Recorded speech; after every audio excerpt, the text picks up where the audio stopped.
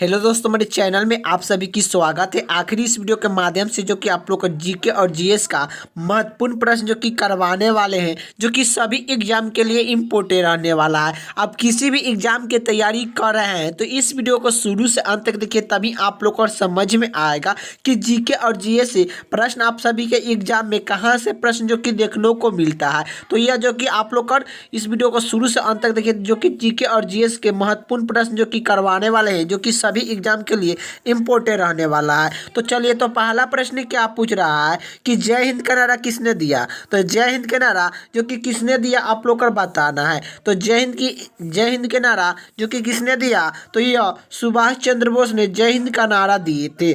इसका right answer option जो कि डी हो जाएगा। अगला प्रश्न की ओर चलते हैं। अगला प्रश्न क्या पूछ रहा है कि कर्क रेखा भारत के कितने राज्य से होकर गुजरता है। तो कर्क रेखा भारत के कितने राज्य से होकर गुजरता है। तो कर्क रेखा भारत के कितने राज्य से होकर गुजरता है, तो 8 राज्य से होकर गुजरता है। तो कर्क रेखा भारत के कितने राज्य से होकर गुजरता है, तो 8 राज्य से होकर गुजरता है। इसका राइट आंसर ऑप्शन जो कि डी हो जाएगा। अगला प्रश्न की ओर चलते हैं। अगला प्रश्न क्या पूछ रहा है कि नंद वंश का अंतिम सम्राट कौन था। तो नंद वंश के अंतिम सम्राट कौन था। तो नंद वंश के अंतिम सम्राट जो कि धानानंद थे। नंद वंश के अंतिम सम्राट कौन थे, तो धानानंद थे। इसका राइट आंसर ऑप्शन जो कि सी हो जाएगा। अगला प्रश्न की ओर चलते हैं। अगला प्रश्न क्या पूछ रहा है। अगला प्रश्न ये पूछ रहा है कि मेगास्तनी किसका राजदूत था। तो मेगास्तनी किसका राजदूत था। तो मेगास्तनी किसका राजदूत था, तो सेलूकस के था। सेलूकस के राजदूत जो कि मेगास्तनी था। इसका राइट आंसर ऑप्शन जो कि डी हो जाएगा। अगला प्रश्न की ओर चलते हैं। अगला प्रश्न क्या पूछ रहा है कि कलिंगा युद्ध किस वर्ष में हुआ। तो कलिंगा युद्ध किस वर्ष में हुआ था। तो कलिंगा युद्ध किस वर्ष में हुआ था, तो 261 बीसी में हुआ था। 261 बीसी में जो कि हुआ था। तो 261 बीसी में जो कि कलिंगा युद्ध हुआ था। इसका राइट आंसर ऑप्शन जो कि सी हो जाएगा। अगला प्रश्न की ओर चलते हैं। अगला प्रश्न क्या पूछ रहा है। अगला प्रश्न ये पूछ रहा है कि भारत में निम्नलिखित में से किस राज्य की तटरेखा सबसे लंबी है। तो भारत में निम्नलिखित में से किस राज्य की तटरेखा सबसे लंबी है। तो यह किस राज्य की तटरेखा सबसे लंबी है, तो यह जो कि गुजरात का तटरेखा जो कि सबसे लंबी है। इसका राइट आंसर ऑप्शन जो कि ए हो जाएगा, गुजरात। अगला प्रश्न की ओर चलते हैं। अगला प्रश्न क्या पूछ रहा है। अगला प्रश्न ये पूछ रहा है कि भारत की पूर्व से पश्चिम तक की लंबाई कितनी है। तो भारत की पूर्व से पश्चिम तक की लंबाई कितनी है। तो भारत की पूर्व से पश्चिम तक की लंबाई कितनी है, तो आखिर यह 2933 किलोमीटर है। 2933 किलोमीटर जो कि है। हाँ, इसका राइट आंसर ऑप्शन जो कि ए हो जाएगा कि भारत की पूर्व से पश्चिम तक की लंबाई कितनी है, तो 2933 किलो। इसका राइट आंसर ऑप्शन जो कि ए हो जाएगा। अगला प्रश्न क्या पूछ रहा है। अगला प्रश्न ए पूछ रहा है कि भारत की तटरेखा की लंबाई कितनी है। तो भारत की तटरेखा की लंबाई कितनी है। तो भारत की तटरेखा की लंबाई कितनी है, तो यह 6100 किलो। 6100 किलो है। इसका राइट आंसर ऑप्शन जो कि बी हो जाएगा। अगला प्रश्न की ओर चलते हैं। अगला प्रश्न क्या पूछ रहा है कि जिम कार्ब नेशनल पार्क कहाँ पर स्थित है। तो जिम कार्ब नेशनल पार्क कहाँ पर स्थित है। तो जिम कार्ब नेशनल पार्क कहाँ पर स्थित है, तो उत्तराखंड में स्थित है। इसका राइट आंसर ऑप्शन जो कि डी हो जाएगा। अगला प्रश्न की ओर चलते हैं। अगला प्रश्न क्या पूछ रहा है। अगला प्रश्न ये पूछ रहा है कि एक वर्ष में कम से कम कितना बार संसद का बैठक होना आवश्यक है। तो एक वर्ष में कम से कम कितना बार संसद की बैठक होना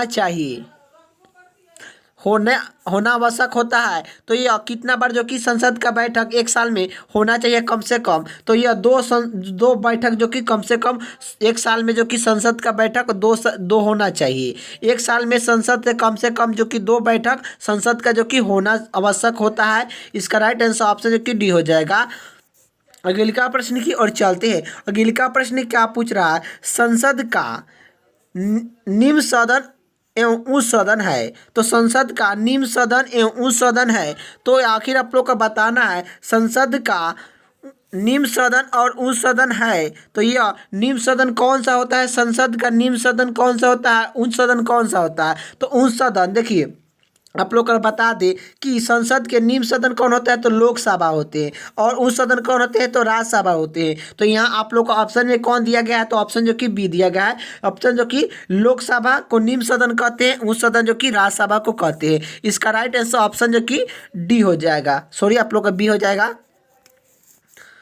तो वीडियो अच्छा लग रहा है तो लाइक कर दीजिएगा, चैनल पर नहीं तो चैनल को सब्सक्राइब कर दीजिएगा। अगले का प्रश्न की ओर चलते हैं। अगले का प्रश्न क्या पूछ रहा है, भारतीय संविधान का सबसे बड़ा एकीकृत स्रोत है। तो भारतीय संविधान का सबसे बड़ा एकीकृत स्रोत है, तो भारतीय संविधान का सबसे बड़ा एकीकृत स्रोत कौन सा है, तो यह government of India act 1935, government of India act 1935 जो कि यह भारतीय संविधान का सबसे बड़ा एकीकृत स्रोत है। इसका राइट आंसर ऑप्शन जो कि डी हो जाएगा, गवर्नमेंट ऑफ इंडिया एक्ट 1935।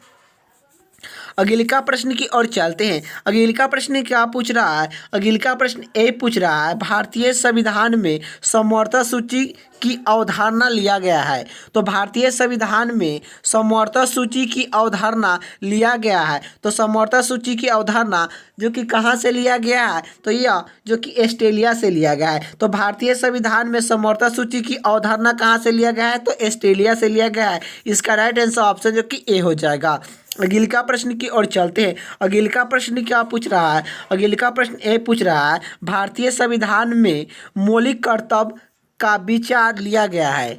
तो भारतीय संविधान में मौलिक कर्तव्य का विचार लिया गया है। यह मौलिक कर्तव्य कहाँ से लिया गया है, तो रूस के संविधान से लिया गया है। तो रूस के संविधान से मौलिक कर्तव्य जो कि लिया गया है। ये बात करें मौलिक कर्तव्य कौन सी भाग में है, तो मौलिक कर्तव्य भाग जो कि चौथा के क में है। चौथा के क में मौलिक कर्तव्य जो कि भाग है, ये भी आप लोग को याद होना चाहिए। मौलिक कर्तव्य जो कि कौन सी अनुच्छेद में है, ये भी आप लोग को याद होना चाहिए कि मौलिक कर्तव्य जो कि कौन सा अनुच्छेद में है। तो अनुच्छेद भी आप लोग को याद होना चाहिए कि मौलिक कर्तव्य कौन सी अनुच्छेद में है। तो अनुच्छेद जो कि 51 के क में, 51 के क में मौलिक कर्तव्य है। एक बात करें वर्तमान में मौलिक कर्तव्य जो कि कितना है, तो वर्तमान में मौलिक कर्तव्य जो कि 11 है। वर्तमान में मौलिक कर्तव्य जो कि कितना है, तो 11 है। ये भी आप लोग को याद होना चाहिए। पहले कितना था, तो यह पहले के बात करें तो पहले कितना था, तो 10 मौलिक कर्तव्य था। ये भी आप लोग को याद होना चाहिए। इसी तरह आपसे जो कि एग्जाम में पूछता है, तो चलिए खाली रिपीट कर दे रहे हैं कि यही आप लोग का पूछेगा, भारतीय संविधान मौलिक कर्तव्य किस संविधान से लिया गया है। तो यह किस संविधान से लिया गया है, तो यह जो मौलिक कर्तव्य को जो कि विचार किस संविधान से लिया गया है, तो रूस संविधान से जो कि लिया गया है। तो भारतीय संविधान में मौलिक कर्तव्य का विचार कहाँ से लिया गया है, तो रूस संविधान से लिया गया है। यही पूछेगा कि मौलिक कर्तव्य कौन सी भाग में है, तो भाग जो कि चौथा के क भाग में, चौथा के क में जो कि मौलिक कर्तव्य है। ये पूछेगा कि मौलिक कर्तव्य की कौन सा अनुच्छेद में है, तो मौलिक कर्तव्य कौन सा अनुच्छेद में है, तो 51 के क में, 51 के क में मौलिक कर्तव्य है। ये भी आप लोग को याद होना चाहिए कि मौलिक कर्तव्य 51 के क में है।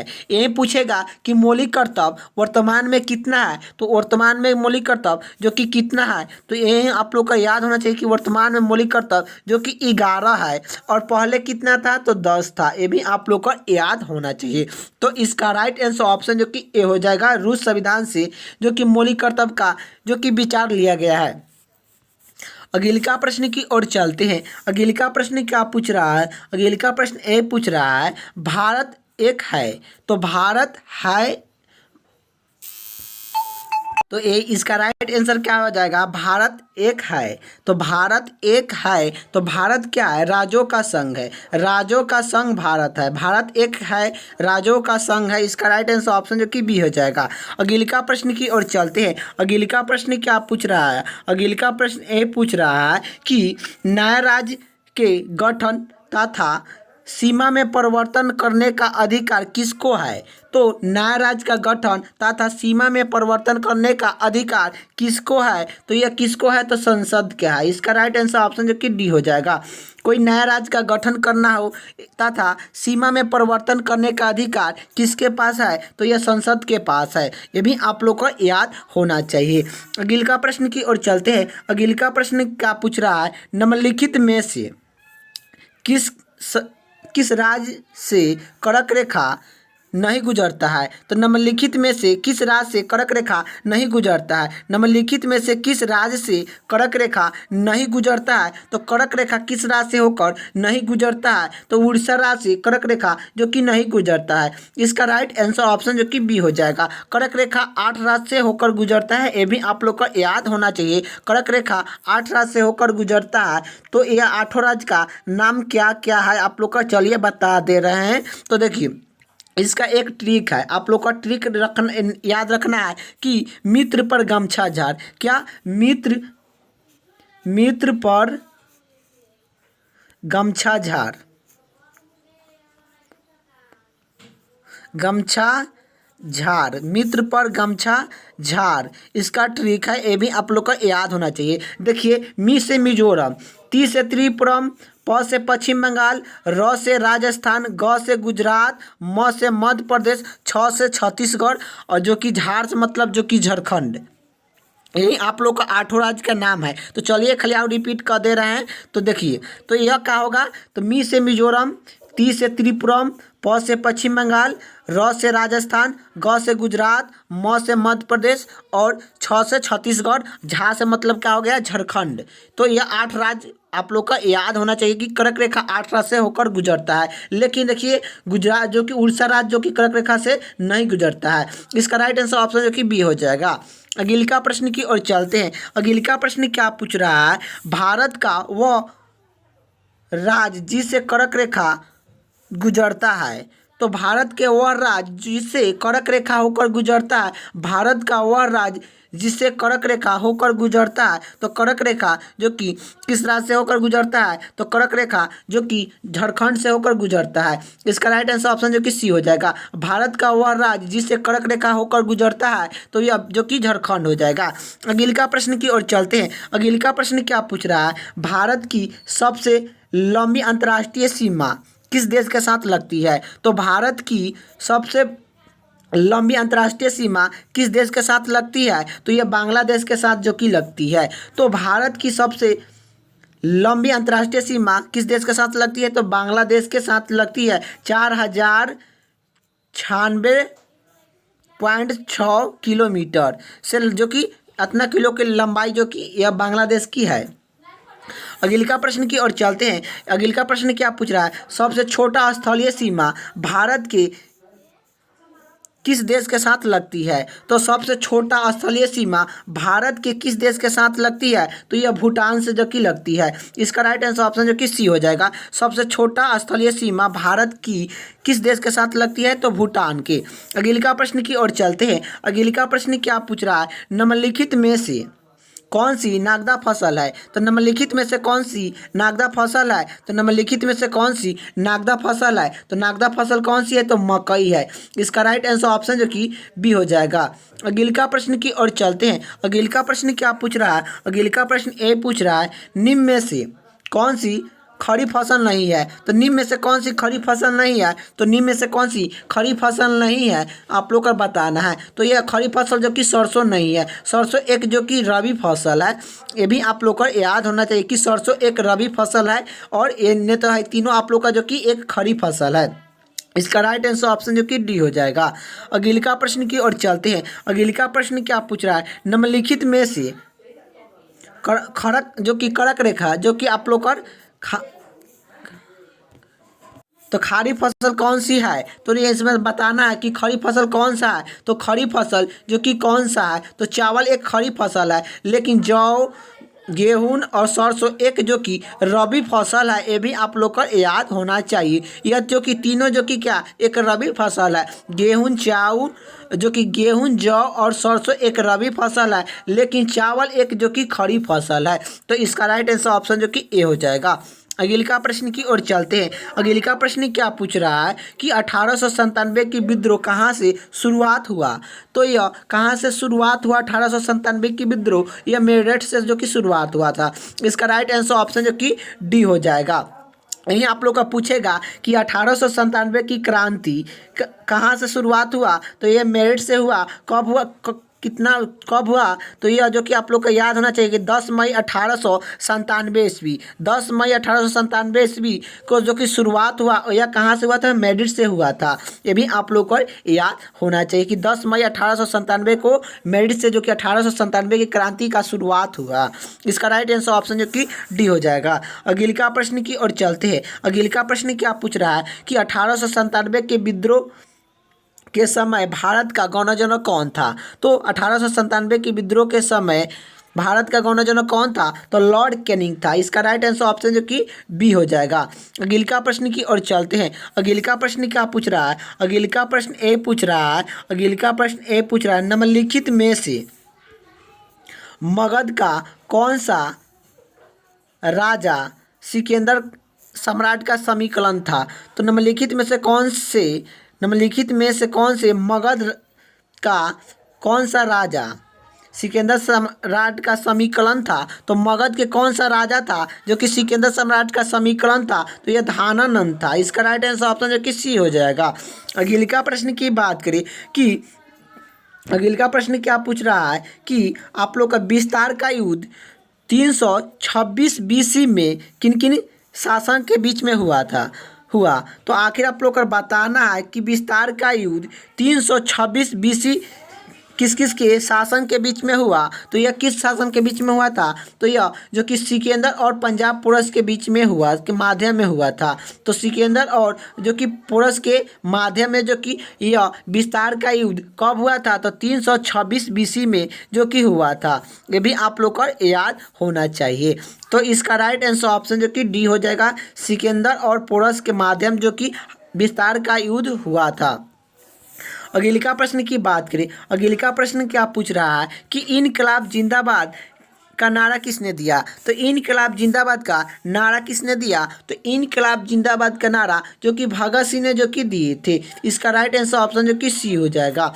और अगला प्रश्न क्या पूछ रहा है, अगला प्रश्न यही पूछ रहा है कि भारत की आज़ाद के समय कांग्रेस की अध्यक्षता कौन किए थे। तो भारत के आज़ाद के समय कांग्रेस की अध्यक्षता कौन किए थे, तो भारत के आज़ाद के समय कांग्रेस की अध्यक्षता कौन किए थे, तो जेपी कृपलानी जो कि किए थे। इसका राइट आंसर ऑप्शन जो कि डी हो जाएगा। पहला प्रश्न क्या पूछ रहा है कि मोहम्मद गजनी ने भारत पर कितना बार आक्रमण किया। तो मोहम्मद गजनी ने भारत पर कितना बार आक्रमण किया, तो यह जो कि कितना बार जो कि मोहम्मद गजनी ने जो कि भारत पर आक्रमण किए थे, तो 17 बार जो कि किए थे। इसका राइट आंसर ऑप्शन जो कि ए हो जाएगा। मोहम्मद गजनी ने भारत पर 17 बार जो कि आक्रमण किए थे। अगला प्रश्न की ओर चलते हैं। अगला प्रश्न क्या पूछ रहा है, अगला प्रश्न ए पूछ रहा है कि लोधी वंश का अंतिम शासक कौन था। तो लोधी वंश के अंतिम शासक कौन था, तो लोधी वंश के अंतिम शासक कौन था, तो इब्राहिम लोदी था। लोधी वंश का अंतिम शासक कौन था, तो यह इब्राहिम लोदी था। इसका राइट आंसर ऑप्शन जो कि डी हो जाएगा। अगला प्रश्न की ओर चलते हैं। अगला प्रश्न क्या पूछ रहा है कि लोधी वंश का संस्थापक कौन था। तो लोधी वंश के संस्थापक कौन था, तो लोधी वंश के संस्थापक कौन था, तो बहलोल लोदी था। इसका राइट आंसर ऑप्शन जो कि सी हो जाएगा। बहलोल लोदी लोधी वंश के संस्थापक थे। इसका राइट आंसर ऑप्शन जो कि सी हो जाएगा। अगला प्रश्न की ओर चलते हैं। अगला प्रश्न क्या पूछ रहा है, आगरा नगर की स्थापना किसके द्वारा की गई थी। तो आगरा नगर की स्थापना किसके द्वारा की गई थी, तो यह किसके द्वारा किया गया था, आप लोग को बताना है। तो आगरा नगर की स्थापना किसके द्वारा की गई थी, तो यह जो कि किसके द्वारा की गई थी, तो आप लोग का सिकंदर लोधी के द्वारा जो कि किया गया था। आगरा नगर की स्थापना किसके द्वारा की गई थी, तो यह सिकंदर लोधी के द्वारा जो कि किया गया था। इसका राइट आंसर ऑप्शन जो कि आप लोग का ए हो जाएगा। और कब आप लोग का ये भी आप लोग का कमेंट बॉक्स में बताना है कि सिकंदर लोधी ने आगरा नगर की स्थापना कब किए थे। इसका आंसर आप लोग का कमेंट बॉक्स में बताना है कि कब किए थे आप लोग का। इसका आंसर आप लोगों को कमेंट बॉक्स में बताना है कि आखिर सिकंदर लोधी ने जो कि आगरा शहर की स्थापना कब किए थे। चलिए अगले का इसका राइट आंसर ऑप्शन जो कि ए हो जाएगा। अगले का प्रश्न की ओर चलते हैं। अगले का प्रश्न क्या पूछ रहा है, भारत में गुलाम वंश का संस्थापक कौन था। तो भारत में गुलाम वंश के संस्थापक कौन था, तो कुतुबुद्दीन ऐबक थे। का राइट आंसर ऑप्शन जो कि बी हो जाएगा। अगले का प्रश्न की ओर चलते हैं। अगले का प्रश्न क्या पूछ रहा है कि कुतुब मीनार के कार्यालय को किसने पूरा किया था। तो कुतुब मीनार कार्यालय को किसने पूरा किया था, तो यह कुतुब मीनार के कार्यालय को किसने पूरा किया था, तो यह कुतुब ऐबक ने जो कि किए थे। कुतुब मीनार ऐबक ने जो कि किए थे। इसका राइट आंसर ऑप्शन जो कि बी हो जाएगा। अगले का प्रश्न की ओर चलते हैं। अगले का प्रश्न क्या पूछ रहा है कि रजिया सुल्तान किसकी बेटी थी।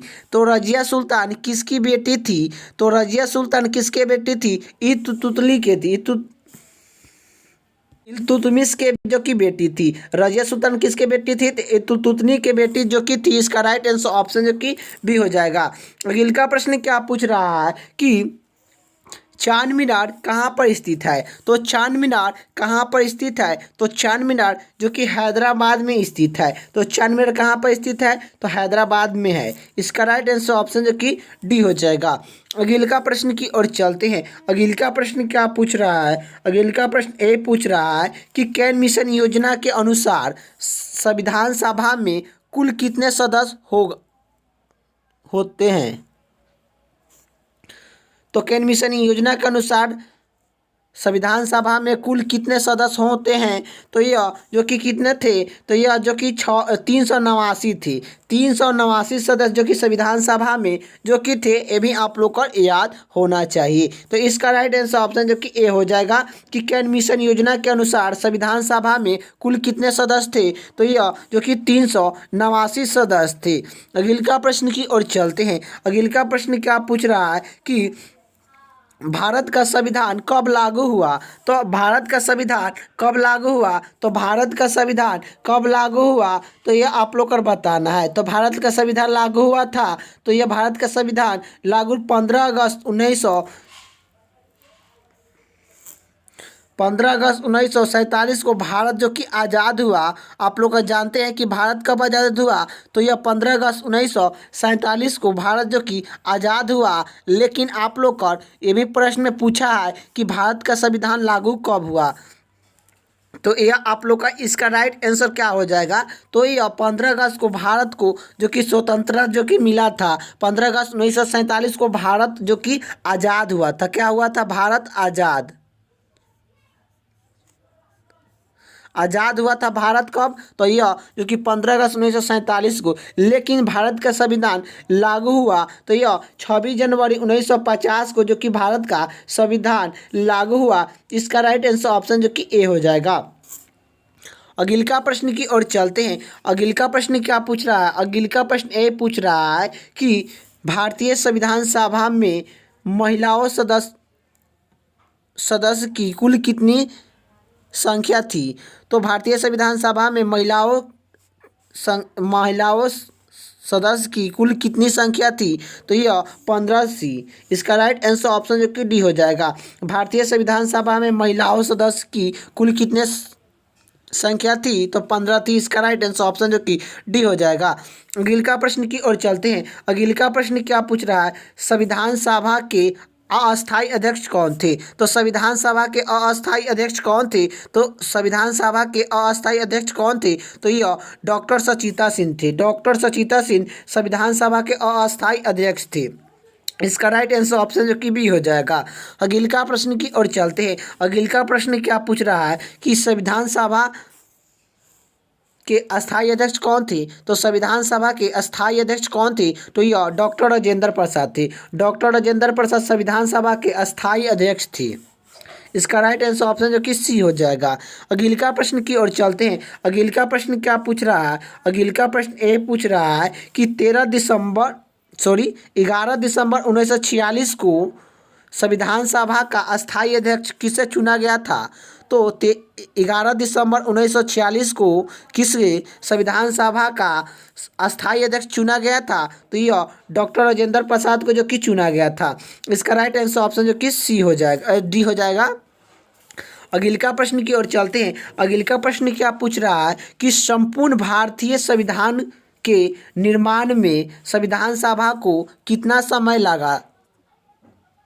तो संपूर्ण भारतीय संविधान के निर्माण में संविधान सभा में कुल कितने समय लगा? तो 2 वर्ष 11 महीना 18 दिन लगा था। 2 वर्ष 11 महीना 18 दिन भारत को संविधान बनाने में संविधान सभा का जो कि समय लगा था। इसका राइट आंसर ऑप्शन जो कि सी हो जाएगा। तो आखिर भारत का संविधान निर्माण में संविधान सभा में कुल कितने समय लगा? तो 2 वर्ष 11 महीना 18 दिन में जो कि भारत का संविधान बनकर तैयार हुआ था।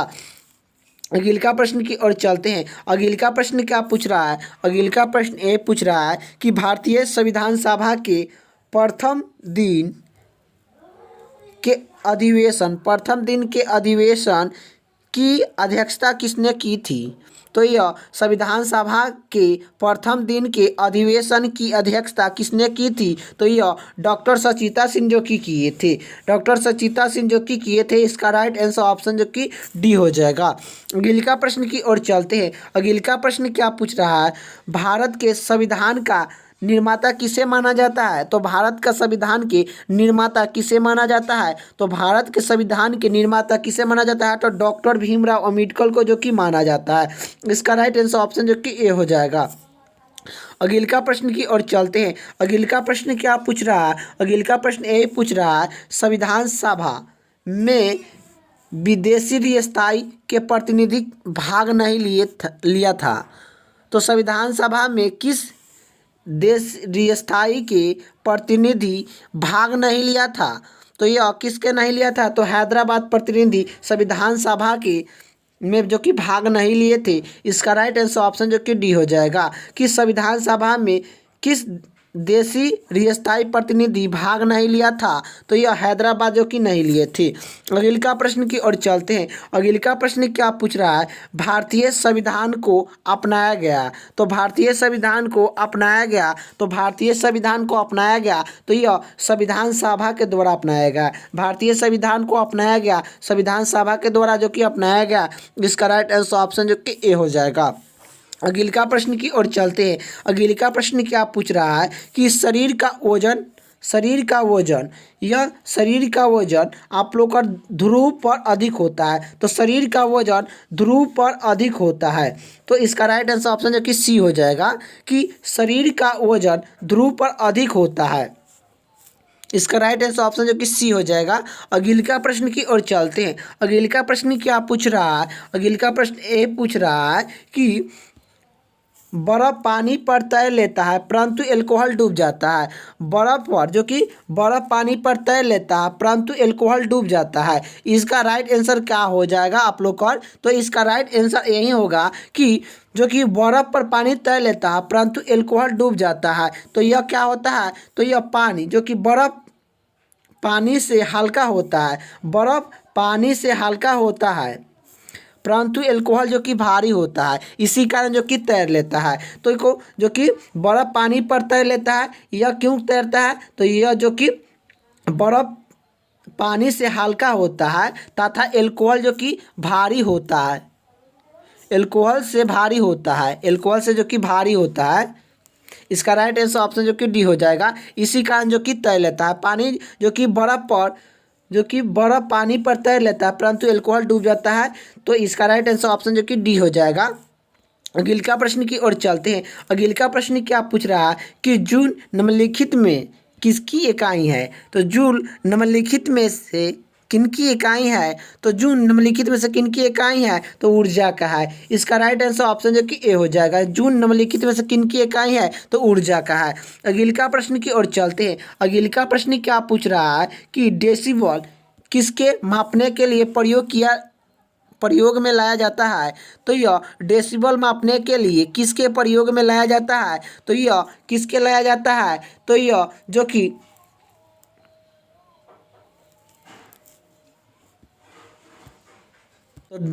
डेसिबल किसके मापने के लिए प्रयोग में लाया जाता है? तो यह वातावरण में ध्वनि को मापने के लिए, वातावरण में ध्वनि को मापने के लिए डेसिबल का प्रयोग किया जाता है।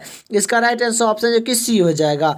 अगला प्रश्न की ओर चलते हैं। अगला प्रश्न क्या पूछ रहा है? निम्नलिखित में से कौन सी एक सदिश राशि है? निम्नलिखित में से कौन सी एक सदिश राशि है? तो सदिश राशि कौन सा है आप लोग को बताना है। तो यह जो कि संवेग, संवेग एक सदिश राशि है। नहीं तो यह जो कि अदिश राशि है, दाब और ऊर्जा और कार्यालय, यह तीनों कैसा राशि है? तो अदिश राशि है। कैसा राशि है? तो अदिश राशि है। ये भी आप लोग को याद होना चाहिए। लेकिन सदिश, सदिश राशि कौन है? तो संवेग जो कि एक सदिश राशि है। तो इसका राइट आंसर ऑप्शन जो कि ए हो जाएगा।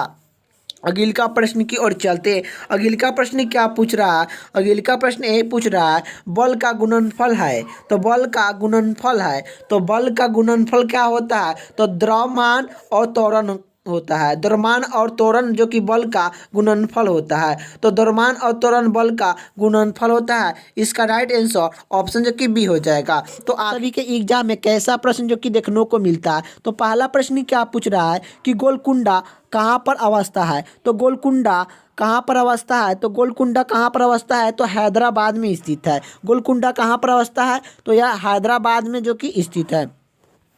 इसका राइट आंसर ऑप्शन जो कि ए हो जाएगा। अगला प्रश्न क्या पूछ रहा है कि पानीपत की दूसरा लड़ाई निम्नलिखित में से किसके बीच में हुई थी?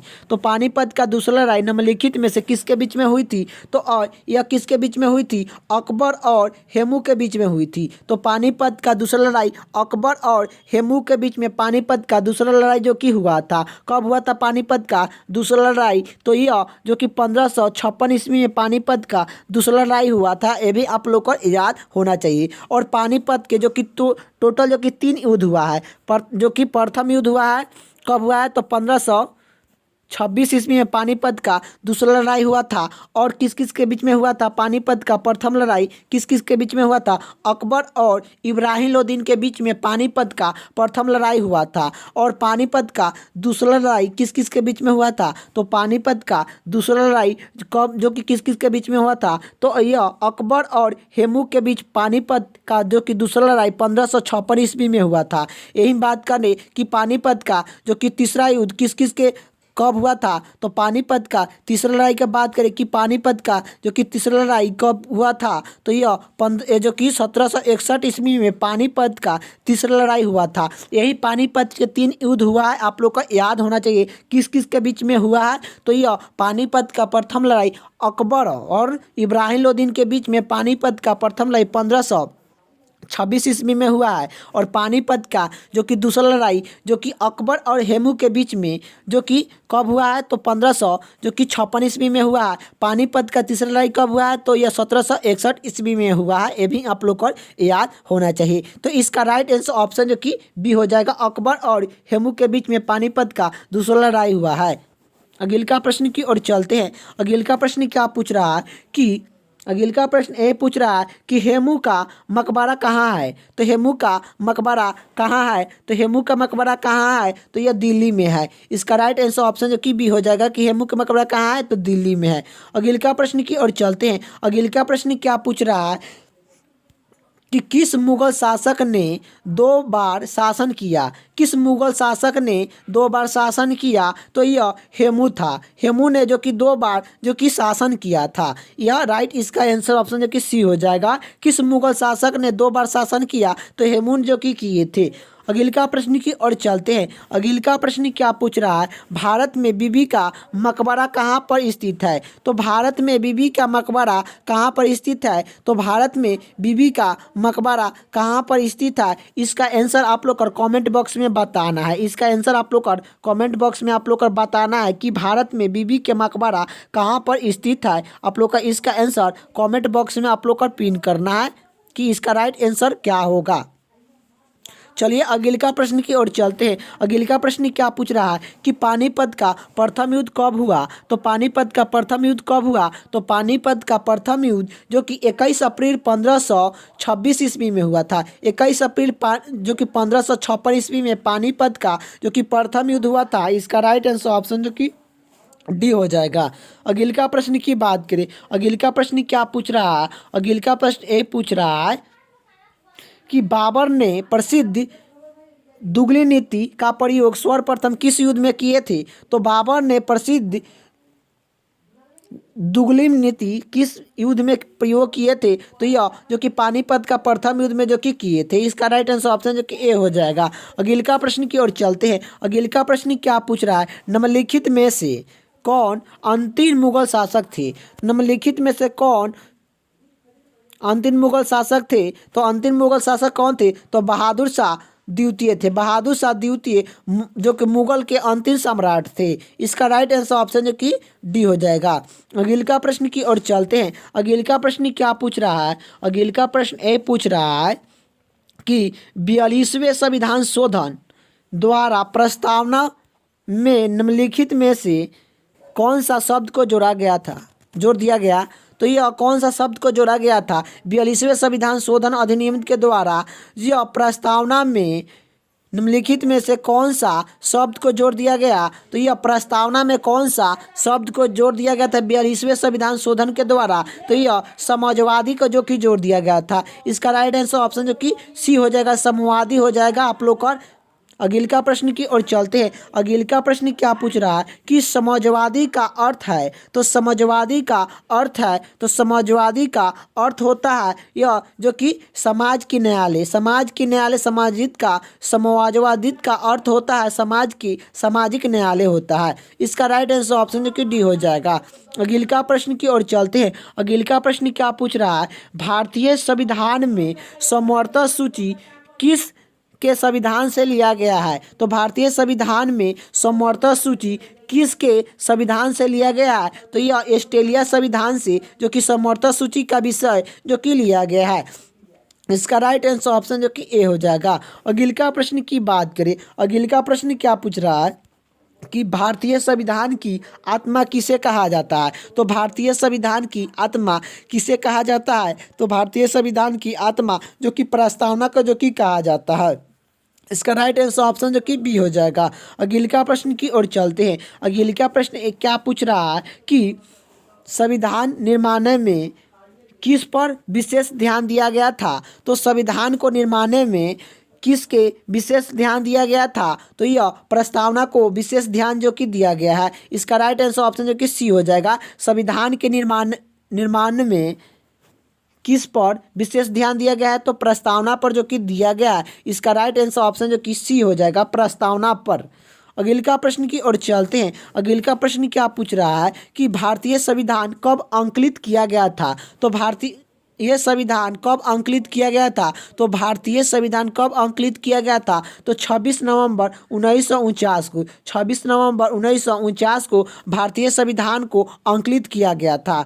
यही पूछेगा भारतीय संविधान लागू कब हुआ था। तो यह लागू कब हुआ था। तो यह 26 जनवरी 1950 ईस्वी को 26 जनवरी 1950 को भारतीय संविधान को लागू किया गया था। ये भी आप लोग को याद होना चाहिए कि भारतीय संविधान कब लागू हुआ था। 26 जनवरी 1950 को भारतीय संविधान को लागू जो कि कर दिया गया था। और जो कि तैयार कब किया गया था, भारतीय संविधान को जो कि तैयार कब किया गया था, यह तैयार कब किया गया था। तो 26 नवंबर 1949 को जो कि किया गया था। इसी कारण हम लोग जो कि भारतीय संविधान दिवस भारतीय संविधान दिवस कब मनाते हैं। तो भारतीय संविधान दिवस कब मनाया जाता है। तो भारतीय संविधान दिवस कब मनाते हैं। तो भारतीय संविधान दिवस 26 नवंबर को हम लोग भारतीय संविधान दिवस जो कि मनाते हैं। अगिल का प्रश्न की ओर चलते हैं। अगिल का प्रश्न क्या पूछ रहा है कि निम्नलिखित में से किस तारीख को भारतीय संविधान को लागू किया गया था। तो निम्नलिखित में से किस तारीख को भारतीय संविधान को लागू किया गया था। तो यह 26 जनवरी 1950 को भारतीय संविधान को लागू किया गया था। इसका राइट आंसर ऑप्शन जो कि ए हो जाएगा। अगिल का प्रश्न की बात करें। अगिल का प्रश्न क्या पूछ रहा है, भारतीय संविधान को संविधान सभा के द्वारा अंकित किया गया। तो भारतीय संविधान को संविधान सभा के द्वारा अंकित किया गया था। तो यह 26 नवंबर 1949 को जो कि किया गया था। इसका राइट आंसर ऑप्शन जो कि बी हो जाएगा। अगिल का प्रश्न की बात करें। अगिल का प्रश्न क्या पूछ रहा है, भारत का संविधान पूर्ण रूप से तैयार हुआ। तो भारत का संविधान पूर्ण रूप से तैयार हुआ तो यह कब हुआ था? तो यह 26 नवंबर 1949 को हुआ था। 26 नवंबर 1949 को भारत का पूर्ण संविधान जो कि बनकर तैयार हुआ था। इसका राइट आंसर ऑप्शन जो कि सी हो जाएगा। अगले का प्रश्न की ओर चलते हैं। अगले का प्रश्न क्या पूछ रहा है कि बिहार में लोकसभा की कितने सीट है? तो बिहार में लोकसभा का सीट कितना है? तो 40 है। तो बिहार में लोकसभा का सीट कितना है? तो 40 है। ये भी आप लोग को याद होना चाहिए। यही पूछेगा कि बिहार में राज्यसभा का सीट कितना है? तो बिहार में राज्यसभा का सीट जो कि कितना है? तो राज्यसभा के सीट जो कि बिहार में जो कि कितना है? तो राज्यसभा का सीट बिहार में जो कि कितना है? तो यह 16 सीट है। यही पूछेगा कि बिहार में जो कि लोकसभा का सीट कितना है? तो बिहार में लोकसभा का सीट कितना है? तो 40। बिहार में लोकसभा का सीट कितना है? तो 40 है। आप लोग को ये भी आप लोग को याद होना चाहिए। यही पूछेगा कि बिहार में जो कि बिहार में विधान परिषद का सीट कितना है? तो विधान परिषद के बिहार में जो कि सीट कितना है? तो विधान परिषद का सीट बिहार में जो कि कितना है? तो यह कितना है? तो यह 75 सीट है। तो यह 75 सीट बिहार में विधानसभा का सीट जो कि 75 है। यह पूछेगा कि बिहार में राज्य जो कि विधानसभा का सीट कितना है? विधानसभा का सीट कितना है बिहार में? तो विधानसभा का सीट जो कि कितना है? तो विधानसभा का सीट बिहार में जो कि 243 है।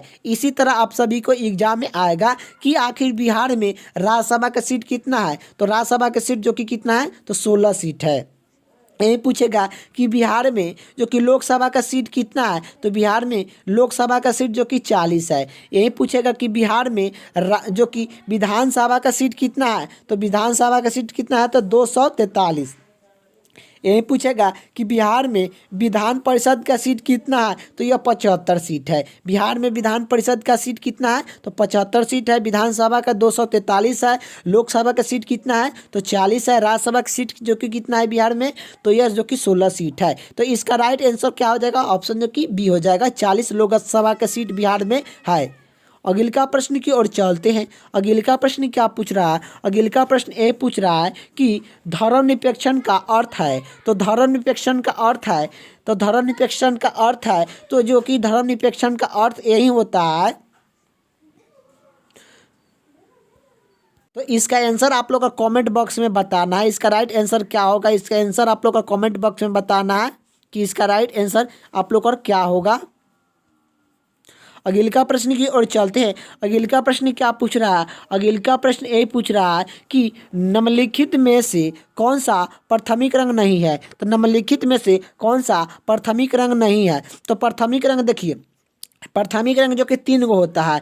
एक होता है लाल होता है, एक हरा होता है और एक नीला होता है। यह तीनों क्या है? एक प्राथमिक रंग है। प्राथमिक रंग जो कि यह तीनों है, लाल हरा नीला, यह जो कि कैसा रंग है? तो यह प्राथमिक रंग है। ये आप लोग का प्रश्न में क्या पूछ रहा है? निम्नलिखित में से कौन सा जो कि प्राथमिक रंग नहीं है? तो कौन सा प्राथमिक रंग नहीं है? तो पीला जो कि प्राथमिक रंग जो कि नहीं है। तो इसका राइट आंसर ऑप्शन जो कि डी हो जाएगा कि पीला यह प्राथमिक रंग नहीं है। अगले का प्रश्न की ओर चलते हैं। अगले का प्रश्न क्या पूछ रहा है कि कार्यालय का मात्रक क्या है? तो कार्यालय का मात्रक क्या है? तो जून है। कार्यालय का मात्रक क्या है? तो जून है। बल का ऐसा मात्रक क्या है? तो बल का ऐसा मात्रक जो कि न्यूटन होता है। शक्ति का ऐसा मात्रक क्या होता है? तो वाट होता है।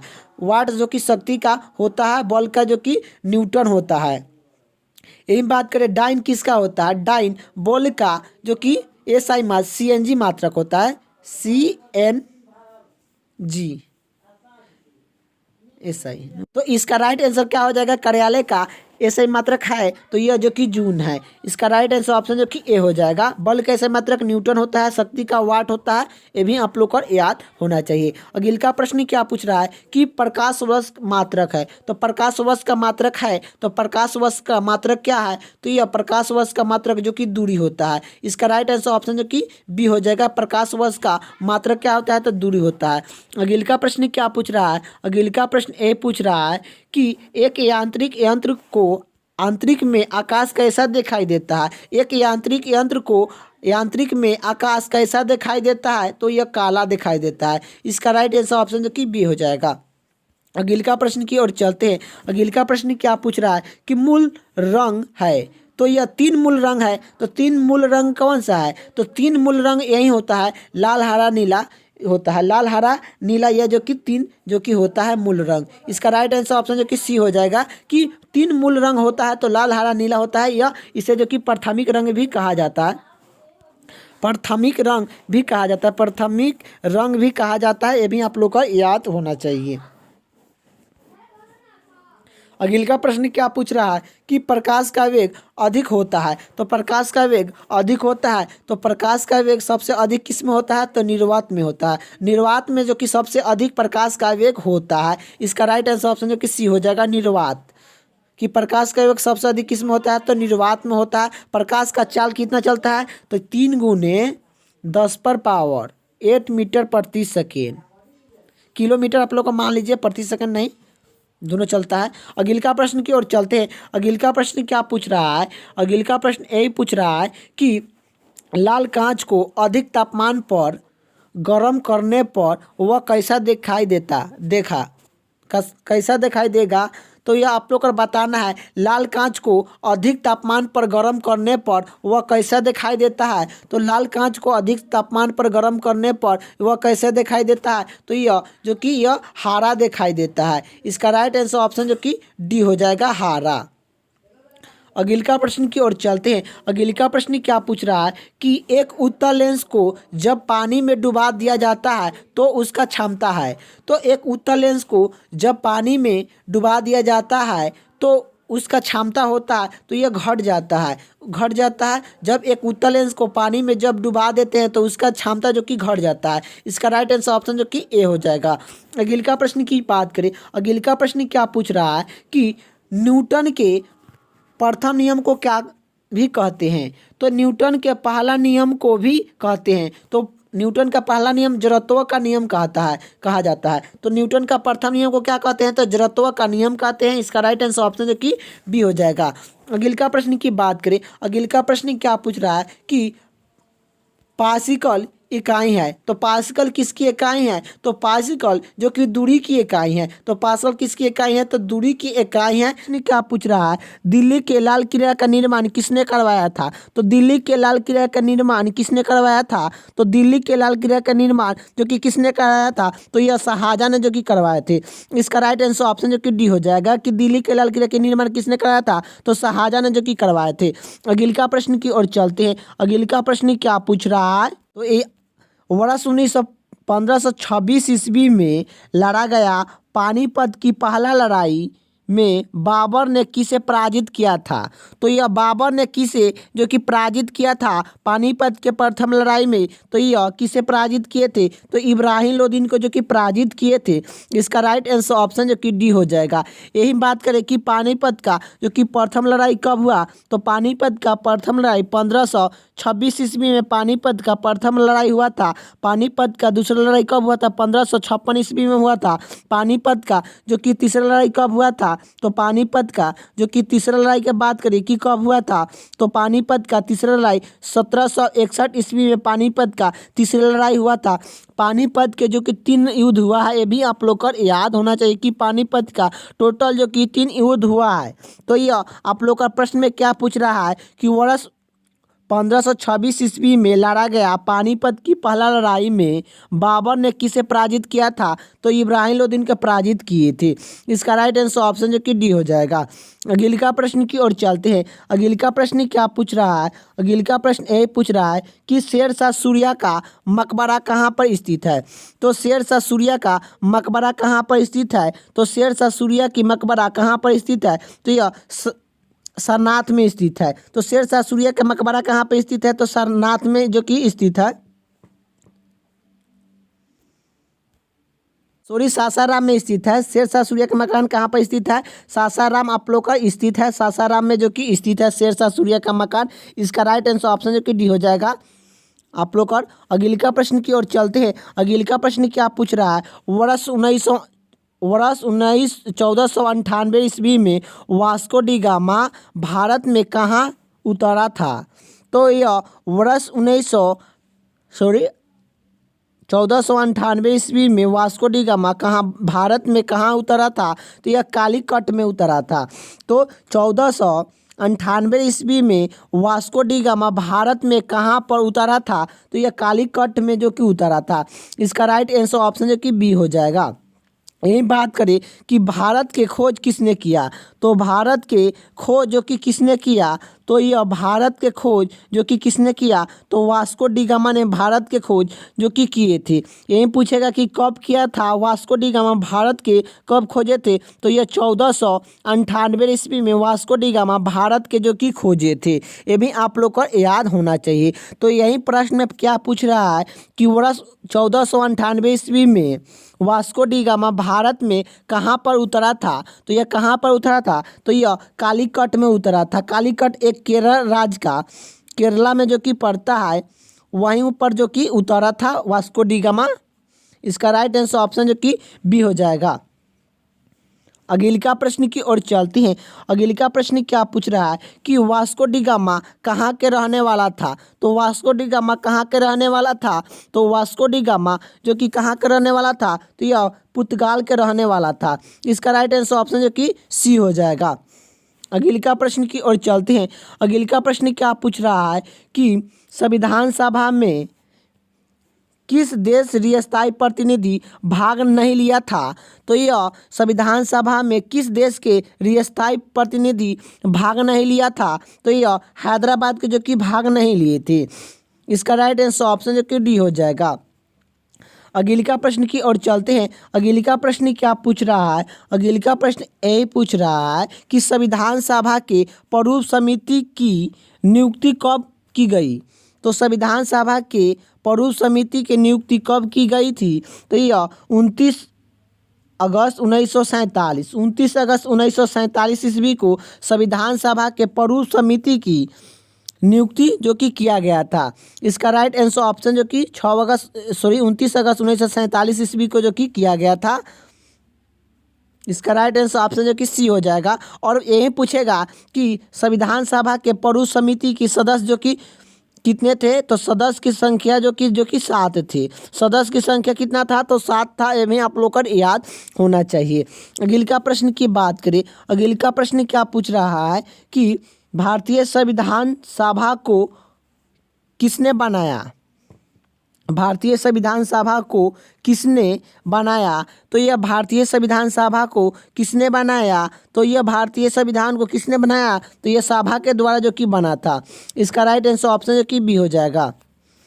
अगला प्रश्न की ओर चलते हैं। अगला प्रश्न क्या पूछ रहा है कि संविधान सभा का प्रथम अधिवेशन कहाँ पर हुआ था? तो संविधान सभा का प्रथम अधिवेशन कहाँ पर हुआ था? तो यह जो कि दिल्ली में हुआ था। तो संविधान सभा का प्रथम अधिवेशन कहाँ पर हुआ था?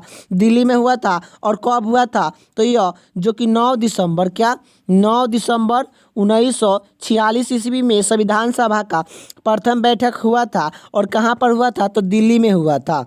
इसका राइट आंसर ऑप्शन जो कि सी हो जाएगा। अगला प्रश्न की बात करें। अगला प्रश्न क्या पूछ रहा है कि संविधान सभा के गठन की मांग सर्वप्रथम 1895 ईस्वी में किसके द्वारा प्रस्तुत किया गया? तो यह संविधान सभा के गठन के मांग सर्वप्रथम 1895 ईस्वी में किसके द्वारा प्रस्तुत किया गया? तो यह बालगंज तिलक के द्वारा जो कि प्रस्तुत जो कि 1895 ईस्वी में जो कि किया गया था। ये भी इसका राइट आंसर ऑप्शन जो कि सी हो जाएगा, बालगंज तिलक। अगला प्रश्न की बात करें। अगला प्रश्न क्या पूछ रहा है कि भारत की संविधान सभा का गठन किसके आधार पर किया गया था? तो भारत की संविधान सभा गठन किसके आधार पर किया गया था? यह केन मिशन योजना के द्वारा जो कि किया गया था। इसका राइट आंसर ऑप्शन जो कि डी हो जाएगा। अगला प्रश्न की ओर चलते हैं। अगला प्रश्न क्या पूछ रहा है? भारत की संविधान सभा के अनुसार गठन किया गया था। तो यह भारत की संविधान सभा किसके अनुसार गठन किया गया। तो यह केन मिशन योजना के द्वारा जो कि संविधान सभा का जो कि गठन किया गया था। इसका राइट आंसर ऑप्शन जो कि ए हो जाएगा। अगले प्रश्न की ओर चलते हैं। अगले प्रश्न क्या पूछ रहा है, संविधान सभा का पहला पत्र कब हुआ था। तो संविधान सभा का पहला पत्र कब हुआ था, तो 9 दिसंबर 1947 ईस्वी को हुआ था। इसका राइट आंसर ऑप्शन जो कि बी हो जाएगा। अगले प्रश्न की ओर चलते हैं। अगले प्रश्न क्या पूछ रहा है, डॉक्टर भीमराव अंबेडकर संविधान सभा में निर्वाचन कहाँ पर हुआ था। तो डॉक्टर भीमराव अंबेडकर संविधान सभा में कहाँ से निर्वाचन हुए थे, तो यह पश्चिम बंगाल से हुए थे। इसका राइट आंसर ऑप्शन जो कि सी हो जाएगा। डॉक्टर भीमराव अंबेडकर संविधान सभा में निर्वाचन कहाँ पर हुए थे, तो यह पश्चिम बंगाल से जो कि हुए थे। अगले प्रश्न क्या पूछ रहा है, अगले प्रश्न ये पूछ रहा है कि भारत के प्रथम राष्ट्रपति कौन थे। तो भारत के प्रथम राष्ट्रपति कौन थे, तो यह डॉक्टर राजेंद्र प्रसाद थे। डॉक्टर राजेंद्र प्रसाद जो कि भारत के प्रथम राष्ट्रपति थे। यही बात करें कि भारत के प्रथम उपराष्ट्रपति कौन थे, तो भारत के प्रथम जो कि उपराष्ट्रपति कौन थे, तो यह डॉक्टर सर्वपल्ली राधाकृष्ण थे। डॉक्टर सर्वपल्ली राधाकृष्ण भारत के प्रथम उपराष्ट्रपति थे। ये भी आप लोग को याद होना चाहिए। तो इसका राइट आंसर ऑप्शन जो कि डी हो जाएगा। अगले प्रश्न की ओर चलते हैं। अगले प्रश्न क्या पूछ रहा है, अगले प्रश्न यही पूछ रहा है कि भारत के राष्ट्रपति निर्वाचन होने के लिए न्यूनतम आयु सीमा क्या है। तो भारत के राष्ट्रपति निर्वाचन होने के लिए न्यूनतम आयु सीमा क्या है। तो भारत के राष्ट्रपति निर्वाचन होने के लिए न्यूनतम आयु सीमा क्या है, तो यह जो कि 35 वर्ष है। 35 वर्ष किन किन का आयु सीमा होना चाहिए। तो देखिए, एक होता है जो कि क्या होता है, एक होता है उपराष्ट्रपति, एक होता है उपराष्ट्रपति, एक होता है राष्ट्रपति,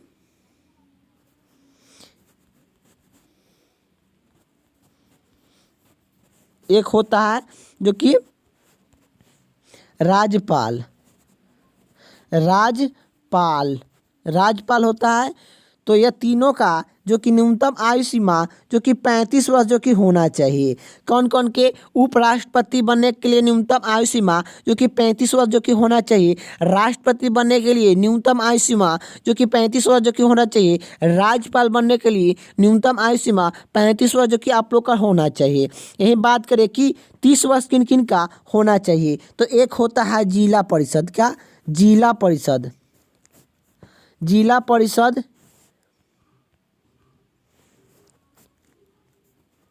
जिला परिषद बनने के लिए न्यूनतम आयु सीमा 30 वर्ष जो कि होना चाहिए। यही बात करें कि विधान परिषद, क्या विधान परिषद, विधान परिषद बनने के लिए न्यूनतम आयु सीमा जो कि कितना रखा गया है। तो यह विधान परिषद बनने के लिए न्यूनतम आयु सीमा जो कि कितना रखा गया है, तो यह जो कि 30 वर्ष जो कि रखा गया है। यही बात करें कि राज्यसभा बनने के लिए न्यूनतम आयु सीमा जो कि कितना रखा गया है। तो राज्यसभा बनने के लिए न्यूनतम आयु सीमा जो कि 30 वर्ष जो कि रखा गया है। यह तीनों के लिए न्यूनतम आयु सीमा जो कि 30 वर्ष जो कि रखा गया है। कौन, राज्यसभा बनने के लिए न्यूनतम आयु सीमा 30 वर्ष चाहिए। और विधान परिषद बनने के लिए न्यूनतम आयु सीमा जो कि 30 वर्ष होना चाहिए। जिला परिषद बनने के लिए न्यूनतम आयु सीमा जो कि 30 वर्ष जो कि होना चाहिए। ये तीनों के बनने के लिए जो कि 30 वर्ष जो कि आप लोग का आयु होना चाहिए। यही बात करें कि 25 वर्ष किन किन का आयु सीमा होना चाहिए, क्या क्या बनने के लिए। तो एक होता है पहले मुख्यमंत्री, क्या मुख्यमंत्री होता है पहला जो कि मुख्यमंत्री बनने के लिए न्यूनतम आयु सीमा जो कि आप लोग का 25 वर्ष होना चाहिए। एक होता है लोकसभा होता है, एक होता है लोकसभा बनने के लिए न्यूनतम आयु सीमा जो कि 25 वर्ष जो कि होना चाहिए। एक होता है आप लोग का जो कि प्रधानमंत्री बनने के लिए न्यूनतम आयु सीमा जो कि कितना होना चाहिए। तो प्रधानमंत्री बनने के लिए न्यूनतम आयु सीमा 25 वर्ष जो कि होना चाहिए। और आप लोग का एक होता है विधान परिषद, क्या विधान परिषद नहीं, विधानसभा, विधानसभा बनने के लिए न्यूनतम आयु सीमा जो कि कितना रखा गया है, तो यह जो कि चारों के लिए न्यूनतम आयु सीमा 25 वर्ष जो कि रखा गया है। मुख्यमंत्री बनने के लिए न्यूनतम आयु सीमा 25 वर्ष रखा गया है। लोकसभा बनने के लिए न्यूनतम आयु सीमा जो कि 25 वर्ष रखा गया है। प्रधानमंत्री बनने के लिए न्यूनतम आयु सीमा 25 वर्ष जो कि रखा गया है।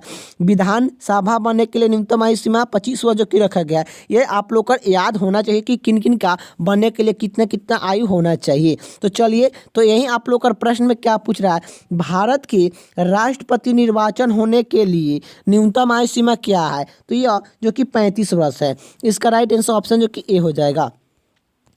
अगले का प्रश्न की ओर चलते हैं। अगले का प्रश्न क्या पूछ रहा है कि कान्हा राष्ट्रीय उद्यान किस राज्य में स्थित है, तो कान्हा राष्ट्रीय उद्यान किस राज्य में स्थित है, तो यह किस राज्य में स्थित है, तो मध्य प्रदेश में स्थित है।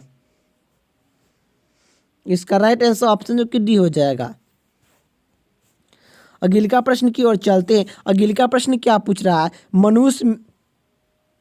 मनुष्य में कुल कितनी हड्डी की संख्या होती है, तो मनुष्य में कुल कितनी हड्डी की संख्या होती है, तो यह 206 हड्डी होती है। तो मनुष्य में कुल कितनी हड्डियों की संख्या होती है, तो 206 हड्डी होती है। बच्चों में कितना हड्डी होती है, तो यह 300 हड्डी जो कि होता है। जो कि सिर में सिर में कितना हड्डी होता है, तो सिर में जो कि 29 हड्डी होता है। ये भी आप लोग को याद होना चाहिए। यही बात करें कि कान में कितना हड्डी होता है, तो यह कान में जो कि कितना हड्डी होता है, कान में जो कि 6 हड्डी होता है। यही बात करें कि खोपड़ी में कितना हड्डी होता है, तो यह खोपड़ी में जो कि 8 हड्डी होता है। खोपड़ी में 8 हड्डी होता है और कान में जो कि 6 हड्डी होता है। ये भी आप लोग को याद होना चाहिए। अगले का प्रश्न की ओर चलते हैं। अगले का प्रश्न क्या पूछ रहा है कि पेसमेकर का संबंध किससे है, तो पेसमेकर का संबंध किससे है, तो पेसमेकर का संबंध किससे है, तो यह हृदय से संबंधित है। इसका राइट आंसर ऑप्शन जो कि ए हो जाएगा। अगले का प्रश्न की ओर चलते हैं। अगले का प्रश्न क्या पूछ रहा है, अगले का प्रश्न ये पूछ रहा है कि सोते समय रक्तदाब में क्या परिवर्तन होता है, तो सोते समय रक्तदाब में क्या परिवर्तन होता है, तो यह घट जाता है। सोते समय रक्तचाप में क्या परिवर्तन होता है, तो यह घट जाता है। इसका राइट आंसर ऑप्शन जो कि बी हो जाएगा। अगले का प्रश्न की ओर चलते हैं। अगले का प्रश्न क्या पूछ रहा है, रक्त का शुद्धिकरण कहाँ से होता है, तो रक्त का शुद्धिकरण कहाँ से होता है, तो रक्त का शुद्धिकरण इनमें से सभी से होता है। जो कि हृदय जो कि फेफड़ा से होता है, एक यकृत से होता है और जो कि किडनी से होता है। ये सभी से जो कि रक्त का शुद्धिकरण होता है। इसका राइट आंसर ऑप्शन जो कि डी हो जाएगा। इसका राइट आंसर ऑप्शन जो कि डी हो जाएगा। रक्त का शुद्धिकरण किससे कहाँ से होता है, तो यह इन सभी से होता है। इसका राइट आंसर ऑप्शन जो कि डी हो जाएगा। अगले का प्रश्न की ओर चलते हैं। अगले का प्रश्न क्या पूछ रहा है कि रक्त में लाल रंग निम्नलिखित में से किस कारण से होता है, तो रक्त में लाल रंग निम्नलिखित में से किस कारण से होता है, तो यह हीमोग्लोबिन के कारण से होता है। इसका राइट आंसर ऑप्शन जो कि ए हो जाएगा। हीमोग्लोबिन के कारण जो कि रक्त में लाल रंग होता है। अगले का प्रश्न की ओर चलते हैं। अगले का प्रश्न क्या पूछ रहा है, RH फैक्ट का नाम किससे संबंधित है, तो RH फैक्ट का नाम किससे संबंधित है, तो RH फैक्ट का नाम किससे संबंधित है, तो यह बंदर से है। इसका राइट आंसर ऑप्शन जो कि सी हो जाएगा। अगले का प्रश्न की बात करें। अगले का प्रश्न क्या पूछ रहा है, अगले का प्रश्न ए पूछ रहा है कि भोजन का ऊर्जा में परिवर्तन करने वाला कोशिका के किस भाग में होता है, तो भोजन का ऊर्जा में परिवर्तन करने वाले कोशिका किस भाग में होता है, तो यह माइटोकॉन्ड्रिया में होता है। भोजन का ऊर्जा में परिवर्तन करने वाला कोशिका के किस भाग में होता है, तो यह भोजन का ऊर्जा में परिवर्तन करने वाला कोशिका किस भाग में होता है, तो माइटोकॉन्ड्रिया में होता है। इसका राइट आंसर ऑप्शन जो कि बी हो जाएगा। अगले का प्रश्न की ओर चलते हैं। अगले का प्रश्न क्या पूछ रहा है कि प्रकाश संश्लेषण में हरे पौधे के द्वारा कौन सी गैस को छोड़ा जाता है, तो प्रकाश संश्लेषण में जो कि हरे पौधे के द्वारा कौन सी गैस जो कि छोड़ा जाता है, तो ऑक्सीजन को जो कि छोड़ा जाता है। तो प्रकाश संश्लेषण में हरे पेड़ पौधे के द्वारा कौन सी गैस छोड़ा जाता है, तो ऑक्सीजन जो कि छोड़ा जाता है। अगले का प्रश्न क्या पूछ रहा है कि प्रकाश संश्लेषण के समय निकलने वाला गैस को क्या क्या नाम है। तो प्रकाश संश्लेषण के समय निकलने वाला गैस को क्या नाम है। तो यह जो कि ऑक्सीजन है। इसका राइट आंसर ऑप्शन जो कि डी हो जाएगा। अगले का प्रश्न की बात करें, अगले का प्रश्न क्या पूछ रहा है कि प्रकाश संश्लेषण की दर सबसे अधिक होता है। तो प्रकाश संश्लेषण की दर सबसे अधिक होता है तो यह हरे रंग के प्रकाश में प्रकाश संश्लेषण की दर सबसे अधिक होता है। इसका राइट आंसर ऑप्शन जो कि सी हो जाएगा। अगले का प्रश्न क्या पूछ रहा है, अगले का प्रश्न ए पूछ रहा है कि प्रकाश संश्लेषण के लिए कौन सी गैस आवश्यक होता है। तो प्रकाश संश्लेषण के लिए कौन सा गैस आवश्यक होता है। तो कार्बन डाइऑक्साइड जो कि CO2 होता है। इसका राइट आंसर ऑप्शन जो कि डी हो जाएगा। अगले का प्रश्न की ओर चलते हैं। अगले का प्रश्न क्या पूछ रहा है कि निम्न में से कौन सा जीव अपने त्वचा से सांस लेता है। निम्न में से कौन सा जीव अपने त्वचा से सांस लेता है। तो यह मेढक जो कि अपने त्वचा से जो कि सांस लेता है। इसका राइट आंसर ऑप्शन जो कि ए हो जाएगा। अगले का प्रश्न की बात करें, अगले का प्रश्न क्या पूछ रहा है कि कोशिका का ऊर्जा गृह किसको कहा जाता है। तो कोशिका का ऊर्जा गृह किसे कहा जाता है। तो यह माइटोकॉन्ड्रिया को कहा जाता है। इसका राइट आंसर ऑप्शन जो कि ए हो जाएगा। अगले का प्रश्न की ओर चलते हैं। अगले का प्रश्न क्या पूछ रहा है कि प्रकाश का वेग होता है। तो प्रकाश का वेग है, तो प्रकाश का वेग कितना है। तो 3 × 10⁸ मीटर प्रति सेकेंड। इसका राइट आंसर ऑप्शन जो कि सी हो जाएगा। तो इसका राइट आंसर ऑप्शन जो कि सी हो जाएगा आप लोग का। अगले का प्रश्न की ओर चलते हैं। अगले का प्रश्न क्या पूछ रहा है, अगले का प्रश्न ए पूछ रहा है कि वाहनों के पीछे देखने के लिए वस्तुओं को देखने के लिए किस दर्पण का प्रयोग करते हैं। तो ये वाहनों से पीछे आने वाले वस्तुओं को देखने के लिए किस दर्पण का जो कि किसका प्रयोग करते हैं। तो यह उत्तल दर्पण का प्रयोग करते हैं। वाहनों से पीछे आने वाले वस्तुओं को देखने के लिए किसका प्रयोग करते हैं। तो उत्तल लेंस का जो कि प्रयोग करते हैं। इसका राइट आंसर ऑप्शन जो कि ए हो जाएगा। अगले का प्रश्न की ओर चलते हैं। अगले का प्रश्न क्या पूछ रहा है कि इंद्रधनुष कितने रंग दिखाई देते हैं। तो इंद्रधनुष में कितने रंग दिखाई देते हैं। तो 7 रंग जो कि दिखाई देते हैं। तो इंद्रधनुष में जो कि 7 रंग दिखाई देते हैं। इसका राइट आंसर ऑप्शन जो कि ए हो जाएगा। अगले का प्रश्न क्या पूछ रहा है कि डायोप्टर किसकी इकाई है। तो डायोप्टर किनकी इकाई है। तो यह लेंस की है। डायोप्टर किनकी इकाई है। तो यह लेंस की है। इसका राइट आंसर ऑप्शन जो कि लेंस की क्षमता की है। डायोप्टर किनकी इकाई है। तो लेंस की क्षमता की है। इसका राइट आंसर ऑप्शन जो कि डी हो जाएगा। लेंस की क्षमता की है। अगले का प्रश्न की बात करें, यह आप लोग का अंतिम प्रश्न जो कि रहने वाला है। इसका आप लोग का आंसर आप लोग का कमेंट बॉक्स में बताइएगा कि प्रकाश का वेग सर्वप्रथम किसने ज्ञात किया। तो प्रकाश का वेग सर्वप्रथम किसने ज्ञात किया। आप लोग का चारों ऑप्शन में बताना है। इसका आंसर आप लोग का कमेंट बॉक्स में आप लोग का पिन करना है कि प्रकाश का वेग सर्वप्रथम किसने ज्ञात किया। तो यह किसने किया आप लोग का, इसका आंसर आप लोग का कमेंट बॉक्स में आप लोग का बताना है। इसका आंसर आप लोग का कमेंट बॉक्स में आप लोग का पिन कर देना है।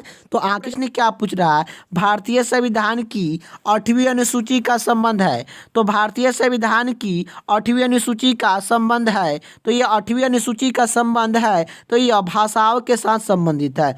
तो इसका राइट आंसर ऑप्शन जो कि डी हो जाएगा, भाषाओं के साथ है भारतीय संविधान की 8वीं अनुसूची का संबंध। अगले का प्रश्न की बात करें, अगले का प्रश्न क्या पूछ रहा है कि संविधान की 11वीं अनुसूची में क्या है। तो यह जो कि पंचायती राज है। तो यह पंचायती राज है। भारतीय संविधान की 11वीं अनुसूची में क्या है। तो पंचायती राज है। यही बात करें कि संविधान की 12वीं अनुसूची में क्या है। संविधान की 12वीं अनुसूची में यह नगर पालिका के बारे में जो कि बताया गया है। और संविधान की 11वीं अनुसूची में यह जो कि क्या पंचायती राज के बारे में जो कि बताया गया है। तो इसका राइट आंसर ऑप्शन जो कि सी हो जाएगा। संविधान की 11वीं अनुसूची में पंचायती राज है। इसका राइट आंसर ऑप्शन जो कि सी हो जाएगा। अगले का प्रश्न की ओर चलते हैं। अगले का प्रश्न क्या पूछ रहा है? अगले का प्रश्न यही पूछ रहा है, 52वें संविधान शोधन अधिनियम के द्वारा 1985 ईस्वी में कौन सी अनुसूची को भारतीय संविधान में सम्मिलित किया गया? तो आखिर आप लोग को बताना है। तो यह 52वें संविधान शोधन अधिनियम 1985 ईस्वी में कौन सी अनुसूची को भारतीय संविधान में सम्मिलित किया गया था? तो 11वां अनुसूची को जो कि सम्मिलित किया गया था, 10वां अनुसूची को जो कि सम्मिलित किया गया। इसका राइट आंसर ऑप्शन जो कि सी हो जाएगा। अगले का प्रश्न की ओर चलते हैं। अगले का प्रश्न क्या पूछ रहा है? अगले का प्रश्न ये पूछ रहा है कि 73वें संविधान शोधन अधिनियम के द्वारा भारतीय संविधान में कौन सी अनुसूची को जोड़ दिया गया? तो 73वें संविधान शोधन अधिनियम द्वारा भारतीय संविधान में कौन सी अनुसूची को जोड़ दिया गया? तो यह जो कि कौन सा अनुसूची को जोड़ दिया गया था? तो यह 11वीं अनुसूची को जो कि जोड़ दिया गया था। इसका राइट आंसर ऑप्शन जो कि डी हो जाएगा। अगले का प्रश्न की बात करें। अगले का प्रश्न क्या पूछ रहा है कि 74वें संविधान शोधन अधिनियम के द्वारा भारतीय संविधान में कौन सी अनुसूची को जोड़ दिया गया था? तो 74वें संविधान शोधन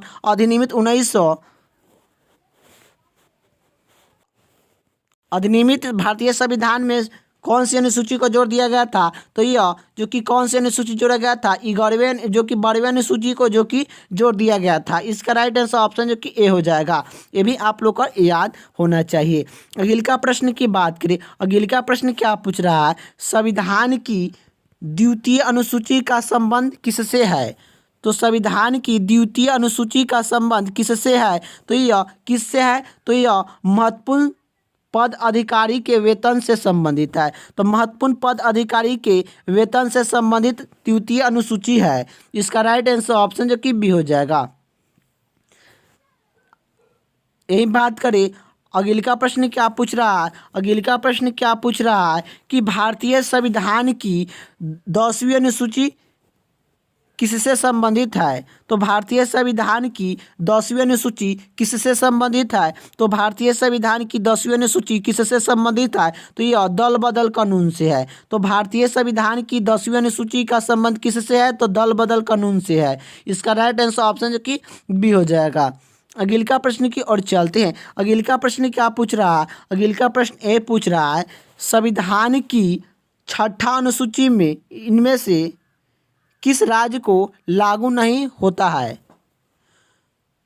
संविधान की 6ठी अनुसूची में इनमें से किन राज्य में लागू नहीं होता है? तो यह नहीं लागू होता है। तो यह मणिपुर में जो कि नहीं लागू होता है। तो यह 6ठी अनुसूची जो कि किस राज्य में लागू नहीं होता है? तो यह जो कि मणिपुर में लागू नहीं होता है। इसका राइट आंसर ऑप्शन जो कि सी हो जाएगा। लेकिन यह मेघालय, त्रिपुरम और असम में जो कि ये तीनों जगह जो कि लागू होता है। यह 6ठा अनुसूची। अगले का प्रश्न की ओर चलते हैं। अगले का प्रश्न क्या पूछ रहा है? मूल संविधान में कितने अनुसूची थी? तो मूल संविधान में कितने अनुसूची थी? तो मूल संविधान में कितने अनुसूची थी? तो 8 अनुसूची थी। अब वही बात करें कि वर्तमान में कितने अनुसूची है? तो वर्तमान में जो कि कितने अनुसूची है? तो वर्तमान के बात करें कि वर्तमान में कितने अनुसूची है? तो वर्तमान में जो कि अभी 12 है। वर्तमान में जो कि 12 था, लेकिन पहले कितना था? तो यह जो कि 8 था, अभी जो कि 12 हो गया है, 4 प्लस हो गया है, 4 जो कि अनुसूची जो कि बढ़ गया है। तो यह अभी वर्तमान में कितना अनुसूची है? तो 12 अनुसूची है। यही पूछा है कि मूल संविधान में कितने अनुसूची थी? तो मूल संविधान में कितने अनुसूची थी? तो यह 8 अनुसूची थी। इसका राइट आंसर ऑप्शन जो कि ए हो जाएगा। अगले का प्रश्न की ओर चलते हैं। अगले का प्रश्न क्या पूछ रहा है? अगले का प्रश्न ए पूछ रहा है कि किस संविधान शोधन अधिनियम के द्वारा भारतीय संविधान में 9वीं अनुसूची को जोड़ दिया गया? तो किस संविधान शोधन अधिनियम के द्वारा भारतीय संविधान में 9वीं अनुसूची को जोड़ दिया गया था, तो यह पहला बार में जो कि जोड़ा गया था। जो कि भारतीय संविधान जब बना गया था उस समय जो कि 8 अनुसूची था, लेकिन 9वां अनुसूची कब जोड़ा गया था, तो पहला बार में जो कि जोड़ दिया गया था। कब जोड़ा गया था, तो 1991 ईस्वी में पहला अनुसूची जो कि जोड़ा गया था। यह आप लोग का याद होना चाहिए। पहला अनुसूची कौन है, तो यह 9वीं अनुसूची है। 9वीं अनुसूची जो कि यह पहला अनुसूची है, ये भी आप लोग को याद होना चाहिए। तो इसका राइट आंसर ऑप्शन जो कि बी हो जाएगा। अगले का प्रश्न की ओर चलते हैं। अगले का प्रश्न क्या पूछ रहा है, निम्नलिखित में से कौन नई जोड़ी गई अनुसूची नहीं है, तो आप लोग को बताना है निम्नलिखित में से कौन नई जोड़ी गई अनुसूची नहीं है। तो नई अनुसूची नहीं जोड़ी गई है, आप लोग को बताना है। तो यह नई अनुसूची कौन सा जो कि नहीं जोड़ा गया है, तो यह जो कि 8वां अनुसूची जो कि पहले से था, लेकिन 11वां अनुसूची, 9वां अनुसूची और जो कि 10वां अनुसूची, यह 3 अनुसूची जो कि जोड़ा गया है संविधान से, जो कि पुनः यह जोड़ा गया है। लेकिन 8वां अनुसूची जो कि पहले से जो कि था, लेकिन यह 8वां अनुसूची जो कि नहीं जोड़ा गया है, ये भी आप लोग को याद होना चाहिए। तो निम्नलिखित में से कौन नई जोड़ी गई अनुसूची नहीं थी, तो नई अनुसूची जोड़ी नहीं है, तो यह 8वां अनुसूची जो कि पहले से था, लेकिन यह जो कि 3 अनुसूची जो कि जोड़ दिया गया है, ये भी आप लोग को याद होना चाहिए। तो इसका राइट आंसर ऑप्शन जो कि सी हो जाएगा, 8वीं अनुसूची। अगले का प्रश्न की बात करें, अगले का प्रश्न क्या पूछ रहा है, अगले का प्रश्न जो कि यहीं आप लोग का रिपीट हो गया। अगले का प्रश्न क्या पूछ रहा है कि आज़ाद की पहला लड़ाई 1897 में किसने भाग नहीं लिया। तो आज़ाद की पहला लड़ाई 1897 ईस्वी में किसने भाग नहीं लिया, यह किसने भाग नहीं लिया, तो यह भगत सिंह ने जो कि भाग नहीं लिए थे। इसका राइट आंसर ऑप्शन जो कि ए हो जाएगा। यही बात करें कि यह जो कि बहादुर शाह द्वितीय जफर, यह दिल्ली के नेतृत्व किए थे। क्या दिल्ली के नेतृत्व किए थे, क्या दिल्ली के नेतृत्व जो कि किए थे। आप लोग को ये भी याद होना चाहिए कि 1897 की जब क्रांति हुआ था, वह जो कि यह दिल्ली के नेतृत्व किसने किया था, तो बहादुर शाह जफर द्वितीय ने किए थे। टीपू सुल्तान कानपुर के सेनानी के नेतृत्व किए थे, कानपुर के सेना के नेतृत्व जो कि किए थे। और जो कि लक्ष्मीबाई जो कि यह कहाँ के किए थे, तो ये लक्ष्मीबाई जो कि झांसी के, जो कि 1897 की क्रांति में झांसी के जो कि रक्षक जो कि नेतृत्व किए थे लक्ष्मीबाई, ये भी आप लोग को याद होना चाहिए। तो आज़ाद की पहला लड़ाई 1897 में किसने भाग नहीं लिया, तो यह भगत सिंह ने जो कि भाग नहीं लिए थे। तो इसका राइट आंसर ऑप्शन जो कि ए हो जाएगा। अगले का प्रश्न की ओर चलते हैं। अगले का प्रश्न क्या पूछ रहा है कि 1897 की क्रांति का चिन्ह क्या निश्चित किया गया था। तो यह 1897 की क्रांति का चिन्ह क्या निश्चित किया गया था, तो यह जो कि कमल और चपाती था। कमल और चपाती को 1897 का जो कि चिन्ह का निश्चित किया गया था। इसका राइट आंसर ऑप्शन जो कि ए हो जाएगा। अगले का प्रश्न की ओर चलते हैं। अगले का प्रश्न क्या पूछ रहा है कि 1897 के विद्रोह के समय भारत के गवर्नर जनरल कौन था। तो 1897 के विद्रोह के समय भारत का गवर्नर जनरल कौन था, तो यह लॉर्ड कैनिंग था। इसका राइट आंसर ऑप्शन जो कि बी हो जाएगा। अगले का प्रश्न की ओर चलते हैं। अगले का प्रश्न क्या पूछ रहा है, अगले का प्रश्न ये पूछ रहा है कि वर्ष 1897 के विद्रोह के निम्न नेताओं में किसने सबसे पहला बलिदान दिया। तो सबसे पहला बलिदान दिया, तो 1897 के विद्रोह के निम्न नेताओं में किसने सबसे पहला बलिदान दिया, तो यह मंगल पांडे ने जो कि दिए थे। इसका राइट आंसर ऑप्शन जो कि सी हो जाएगा। मंगल पांडे ने 1897 की क्रांति में सबसे पहला जो कि बलिदान दिए थे। अगले का प्रश्न की ओर चलते हैं। अगले का प्रश्न क्या पूछ रहा है कि 1897 के विद्रोह में कानपुर में सेनानी के नेतृत्व जो कि किसने किया, तो सेना के नेतृत्व किसने किया, तो यह तत्कोन टीपू ने जो कि किए थे। तत्कोन टीपू ने जो कि यह कानपुर का सेना के नेतृत्व जो कि 1897 की क्रांति में जो कि किए थे। यही पूछेगा कि 1897 क्रांति में कानपुर के नेतृत्व जो कि किसने किया, तो यह जो कि नाना साहब ने जो कि किए थे। लेकिन सेनानी के नेतृत्व किसने किया, तो यह जो कि तत्को टेपू ने जो कि किए थे। तो इसका राइट आंसर ऑप्शन जो कि बी हो जाएगा। यही बात करें कि वीर कुंवर सिंह का यह बिहार के 1897 की क्रांति का नेतृत्व जो कि बिहार से जो कि किए थे। यह झारखंड से जो कि झांसी के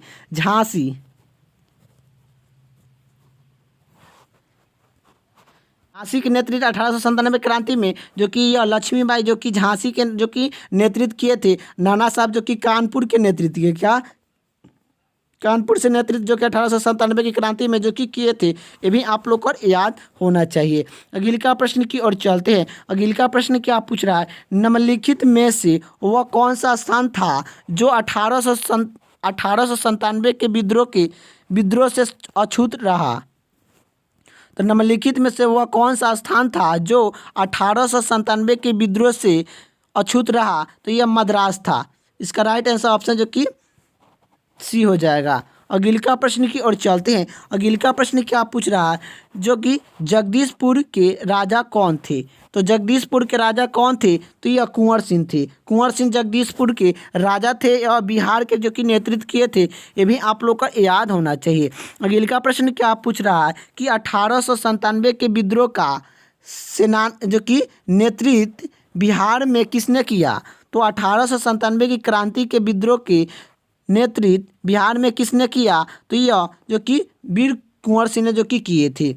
वीर कुंवर सिंह ने यह 1897 के विद्रोह का नेतृत्व बिहार में किसने किया। तो यह वीर कुंवर सिंह ने जो कि किए थे। इसका राइट आंसर ऑप्शन जो कि सी बी हो जाएगा। अगले का प्रश्न की ओर चलते हैं। अगले का प्रश्न क्या पूछ रहा है कि किसने 1897 की विद्रोह की सबसे कमज़ोर कड़ी के रूप में देखा जाता है। तो यह आप लोग को बताना है कि से 1897 के विद्रोह की सबसे कमज़ोर कड़ी के रूप में देखा जाता है। तो यह किसे देखा जाता है। तो यह बहादुर शाह जफर को देखा जाता है। बहादुर शाह को जो कि देखा जाता है। इसका राइट आंसर ऑप्शन जो कि सी हो जाएगा कि 1897 की विद्रोह की सबसे कमज़ोर कड़ी के रूप में किसे देखा जाता है। तो यह बहादुर शाह जफर को जो कि देखा जाता है। इसका राइट आंसर ऑप्शन जो कि सी हो जाएगा।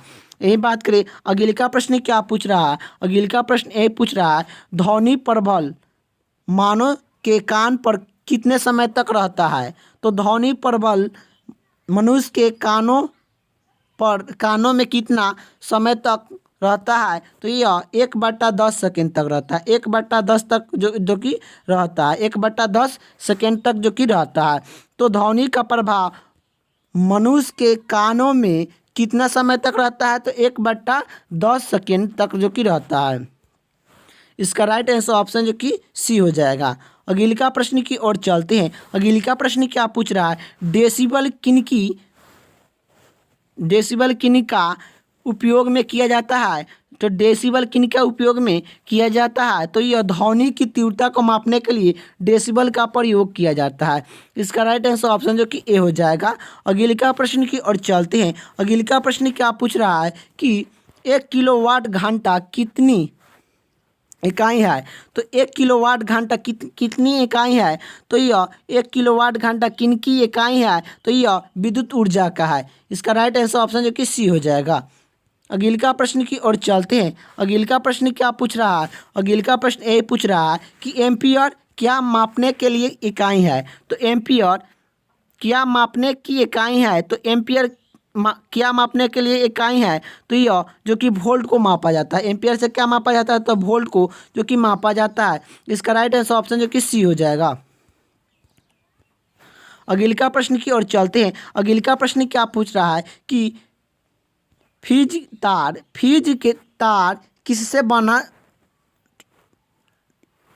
तार किससे बनता है। तो फ्यूज का तार किससे बनता है। तो फ्यूज का तार किससे बनता है। तो यह जो कि टीना और शीशा का बनता है। टीना और शीशा का जो कि फ्यूज का तार जो कि बनता है। इसका राइट आंसर ऑप्शन जो कि सी हो जाएगा कि फ्यूज का तार किससे बनता है। तो यह किससे बनता है।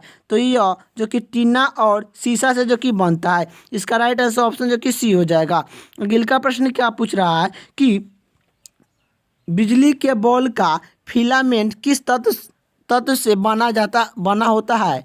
तो यह आप लोग को बताना है कि बिजली के बॉल का फिलामेंट किस तत्व से बना होता है? तो यह टंगस्टन का जो कि बना होता है। इसका राइट आंसर ऑप्शन जो कि डी हो जाएगा। अगला प्रश्न की ओर चलते हैं। अगला प्रश्न क्या पूछ रहा है?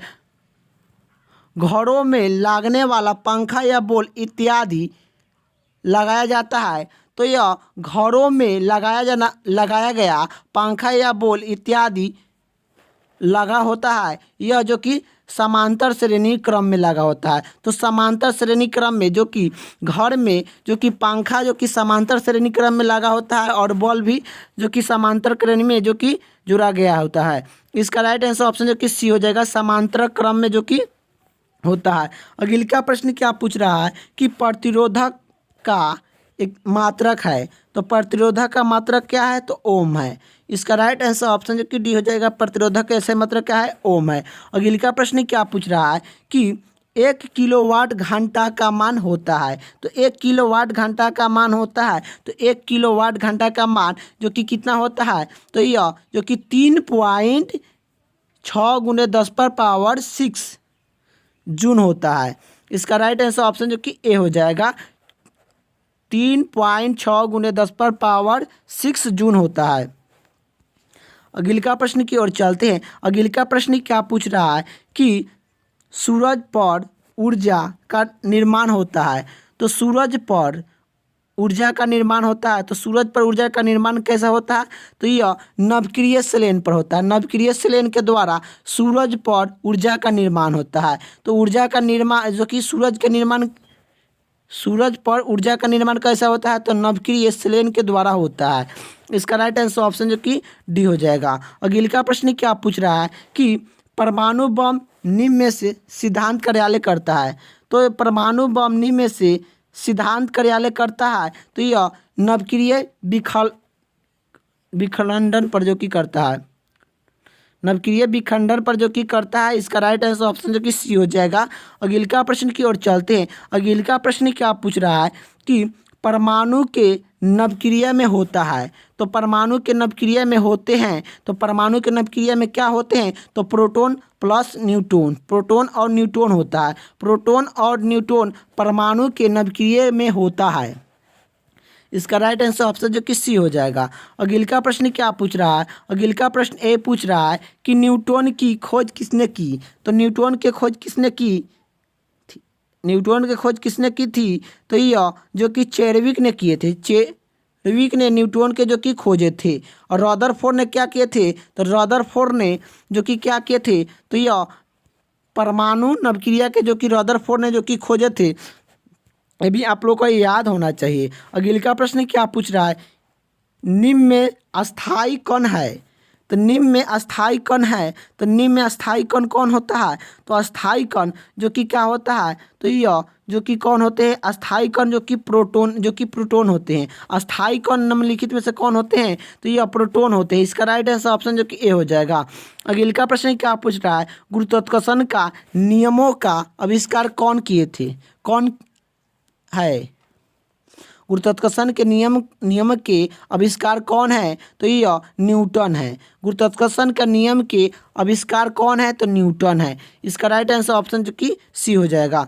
अगला प्रश्न क्या पूछ रहा है कि दूध के घनत्व को किसके द्वारा मापा जाता है? तो दूध के घनत्व को किसके द्वारा मापा जाता है? तो यह लेक्टोमीटर के द्वारा मापा जाता है। दूध के घनत्व को किसके द्वारा मापा जाता है? तो लेक्टोमीटर के द्वारा जो कि मापा जाता है। इसका राइट आंसर ऑप्शन जो कि डी हो जाएगा। तो प्रश्न क्या पूछ रहा है? इनकलाब जिंदाबाद का नारा किसने दिया? तो इनकलाब जिंदाबाद का नारा किसने दिया? तो इनकलाब जिंदाबाद का नारा किसने दिया? तो यह जो कि किसने दिया था? तो यह किसने दिया था? तो यह आप लोग का जो कि भगत सिंह जो कि दिए थे। इनकलाब जिंदाबाद का नारा किसने दिया था? तो यह भगत सिंह ने जो कि दिए थे। इसका राइट आंसर ऑप्शन जो कि सी हो जाएगा। अगला प्रश्न की ओर चलते हैं। अगला प्रश्न क्या पूछ रहा है? भारत की आज़ाद के समय कांग्रेस की अध्यक्षता कौन किए थे? तो भारत की आज़ाद के समय कांग्रेस की अध्यक्षता कौन किए थे? तो यह जेपी कृपलानी ने जो कि किए थे। इसका राइट आंसर ऑप्शन जो कि डी हो जाएगा। अगला प्रश्न की ओर चलते हैं। अगला प्रश्न क्या पूछ रहा है कि वर्ष 1905 ईस्वी में बंगाल विभाजन किस वायसराय थे? तो वर्ष 1905 ईस्वी में बंगाल विभाजन किस वायसराय ने किया? तो यह किस वायसराय ने जो कि किए थे? तो लॉर्ड कर्जन ने जो कि किए थे। लॉर्ड कर्जन ने बंगाल विभाजन जो कि 1905 ईस्वी में जो कि किए थे। ये भी आप लोग को याद होना चाहिए। तो इसका राइट आंसर ऑप्शन जो कि बी हो जाएगा। अगले का प्रश्न की ओर चलते हैं। अगले का प्रश्न क्या पूछ रहा है कि भारतीय राष्ट्रीय कांग्रेस की अध्यक्षता किसने की? तो भारतीय राष्ट्रीय कांग्रेस की अध्यक्षता किसने की? तो यह किसने की? तो दादा भाई नौरोजी ने किए थे। दादा भाई नौरोजी ने भारतीय कांग्रेस की अध्यक्षता जो कि किए थे। इसका राइट आंसर ऑप्शन जो कि सी हो जाएगा। दादा भाई नौरोजी ने भारतीय राष्ट्रीय कांग्रेस की अध्यक्षता जो कि किए थे। अगले का प्रश्न की ओर चलते हैं। अगले का प्रश्न क्या पूछ रहा है? अगले का प्रश्न ये पूछ रहा है भारतीय राष्ट्रीय कांग्रेस की पहला बैठक किस शहर में हुई थी? तो भारतीय राष्ट्रीय कांग्रेस की प्रथम बैठक जो कि पहला बैठक किस शहर में हुई थी? तो यह किस शहर में हुई थी? तो यह मुंबई में हुई थी। और भारतीय राष्ट्रीय कांग्रेस की प्रथम बैठक कब हुआ था? तो यह 1850 ईस्वी 1850 ईस्वी में हुआ था। 28 दिसंबर 1885 ईस्वी को जो कि हुआ था। 28 दिसंबर 1885 ईस्वी को जो कि हुआ था। ये भी आप लोग को याद होना चाहिए। तो भारतीय राष्ट्रीय कांग्रेस का प्रथम जो कि स्थापना कब हुआ था? तो यह स्थापना 28 दिसंबर 1885 ईस्वी में हुआ था। ये भी आप लोग को याद होना चाहिए। कहाँ पर हुआ था? तो यह जो कि मुंबई में हुआ था। तो भारतीय राष्ट्रीय कांग्रेस की पहला बैठक किस शहर में हुई थी? तो यह मुंबई में हुई थी। इसका राइट आंसर ऑप्शन जो कि डी हो जाएगा। अगले का प्रश्न की ओर चलते हैं। अगले का प्रश्न क्या पूछ रहा है? भारतीय राष्ट्रीय कांग्रेस का प्रथम विभाजन कब हुआ था? तो भारतीय राष्ट्रीय कांग्रेस का प्रथम विभाजन कब हुआ था? तो भारतीय राष्ट्रीय कांग्रेस का प्रथम विभाजन कब हुआ था? तो यह जो कि 1907 ईस्वी में हुआ था। 1907 ईस्वी में हुआ था। इसका राइट आंसर ऑप्शन जो कि ए हो जाएगा। अगले का प्रश्न की ओर चलते हैं। अगले का प्रश्न क्या पूछ रहा है? अगले का प्रश्न ये पूछ रहा है कि स्वर मेरा जन्मसिद्ध अधिकार है और उसे मैं लेकर रहूँगा, यह किसने कहा? तो यह किसने कहा? तो स्वर मेरा जन्मसिद्ध अधिकार है और उसे मैं लेकर रहूँगा, यह किसने कहा था? तो बाल गंगा तिलक ने जो कि कहे थे। इसका राइट आंसर ऑप्शन जो कि सी हो जाएगा। अगले का प्रश्न की ओर चलते हैं। अगले का प्रश्न क्या पूछ रहा है कि शेर ए पंजाब किसका उपनाम है? तो शेर ए पंजाब किसका उपनाम है? तो शेर ए पंजाब किसका उपनाम है? तो यह लाला लाजपत राय का है। लाला लाजपत राय को शेर ए पंजाब के उपनाम है। इसका राइट आंसर ऑप्शन जो कि सी हो जाएगा। अगले का प्रश्न की ओर चलते हैं। अगले का प्रश्न क्या पूछ रहा है? बिहार में 1897 की क्रांति के नेता कुंवर सिंह का देहांत कब हुआ?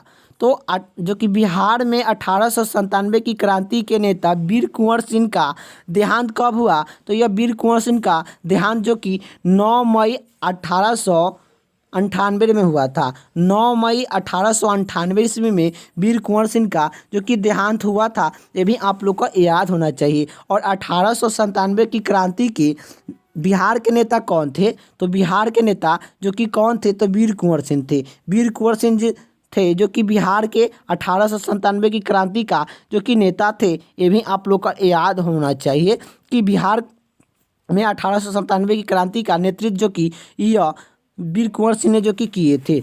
अगले का प्रश्न की ओर चलते हैं। अगले का प्रश्न क्या पूछ रहा है कि 1897 का विद्रोह कहाँ से प्रमित हुआ?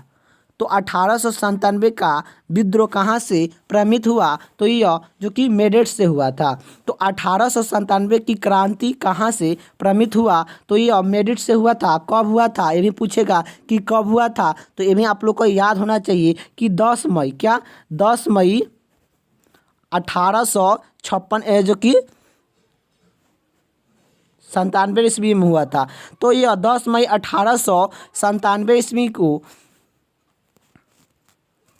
1897 की क्रांति का जो कि मेरठ से जो कि शुरुआत हुआ था। इसका राइट आंसर ऑप्शन जो कि डी हो जाएगा।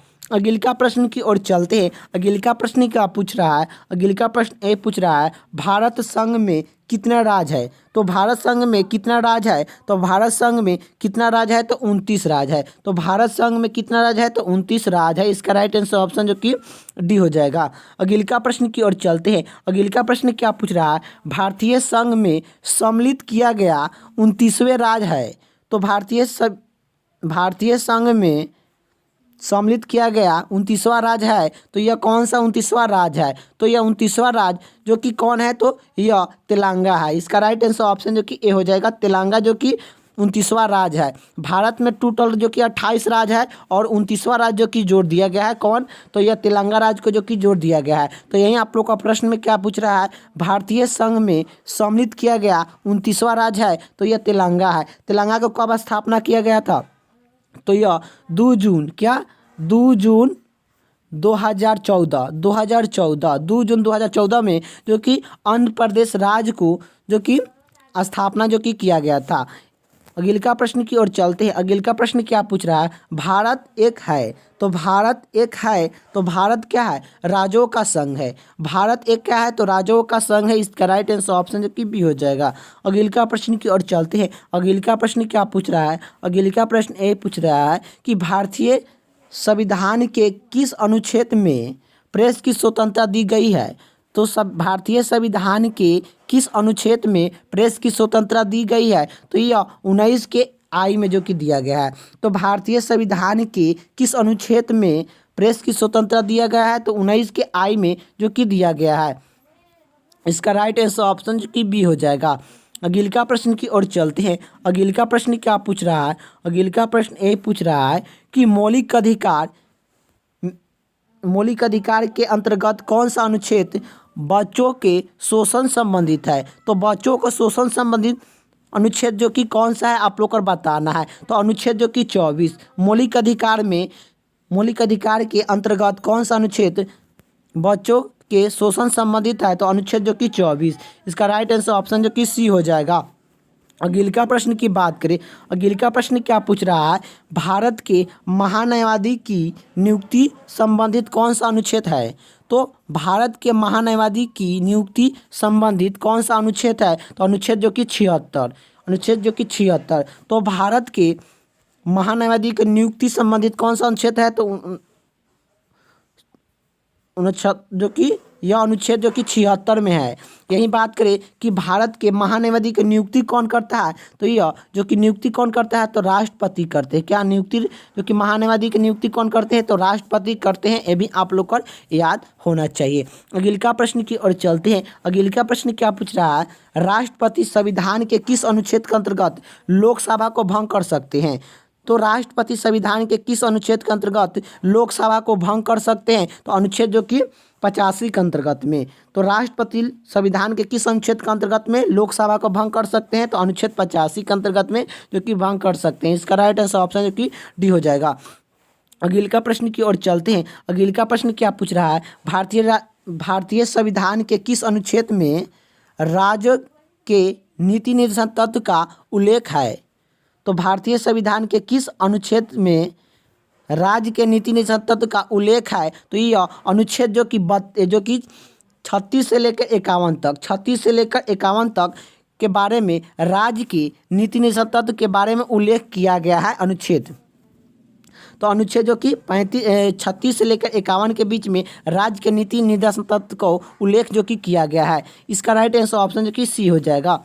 अगला प्रश्न की ओर चलते हैं। अगला प्रश्न क्या पूछ रहा है कि 42वें संविधान शोधन द्वारा संविधान के किस अनुच्छेद में मौलिक कर्तव्य को जोड़ दिया गया है? तो यह 42वें संविधान शोधन द्वारा संविधान के किस अनुच्छेद में मौलिक कर्तव्य को जो कि जोड़ दिया गया है? तो मौलिक कर्तव्य को जो कि किस अनुच्छेद में जोड़ दिया गया है? तो यह अनुच्छेद जो कि 51 के ए में जो कि जोड़ा गया है।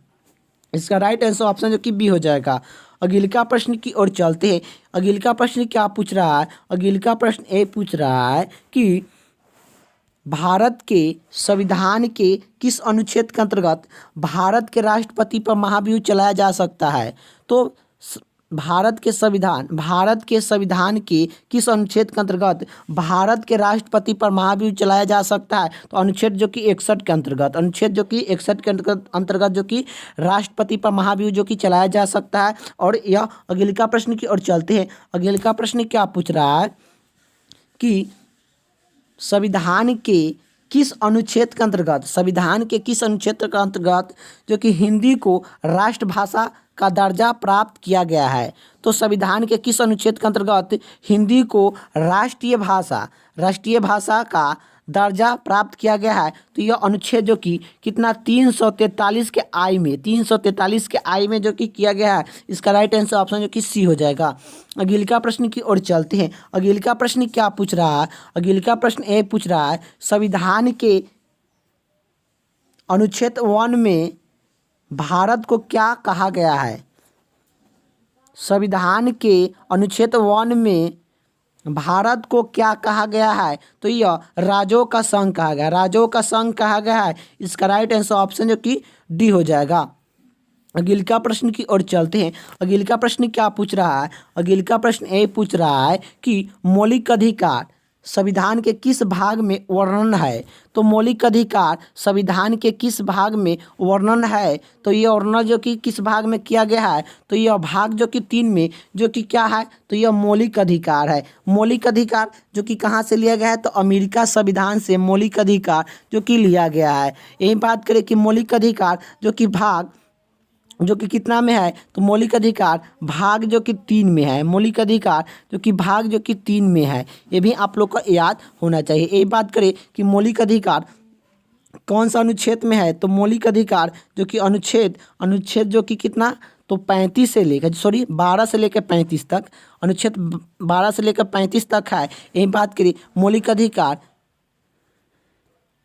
मौलिक अधिकार जो कि वर्तमान में कितना है? तो वर्तमान में जो कि 6 है। पहले कितना था? तो पहले जो कि 7 था। ये भी आप लोग को याद होना चाहिए। लेकिन वर्तमान में जो कि 6 ही मौलिक अधिकार है, ये भी आप लोग को याद होना चाहिए। तो यही बात आप लोग का प्रश्न में क्या पूछा है कि मौलिक अधिकार संविधान के किस भाग में वर्णन है? तो भाग जो कि 3 में। भाग 2 में जो कि क्या है? तो नागरिकता संबंधित है। नागरिकता संबंधित भाग 2 में है। और चौथा भाग में क्या है? तो चौथा भाग में यही है, राज्य के नीति निर्देशन तत्व के बारे में जो कि उल्लेख किया गया है। और 5वां भाग में क्या है? संघों के बारे में दिया गया है। संघ के बारे में जो कि 5वां जो कि भाग में दिया गया है। चौथा राज्य के नीति निर्देशन तत्व, राज्य के नीति निर्देशांक तत्व, राज्य के नीति निर्देशांक तत्व के बारे में जो कि दिया गया है, ये भी आप लोग को याद होना चाहिए।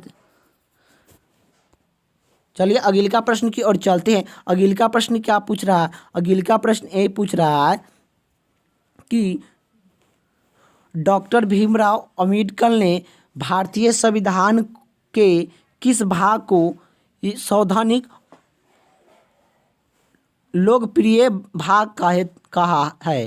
तो लोकप्रिय भाग जो कि कहा है, तो यह डॉक्टर भीमराव अंबेडकर ने भारतीय संविधान के किस भाग को संवैधानिक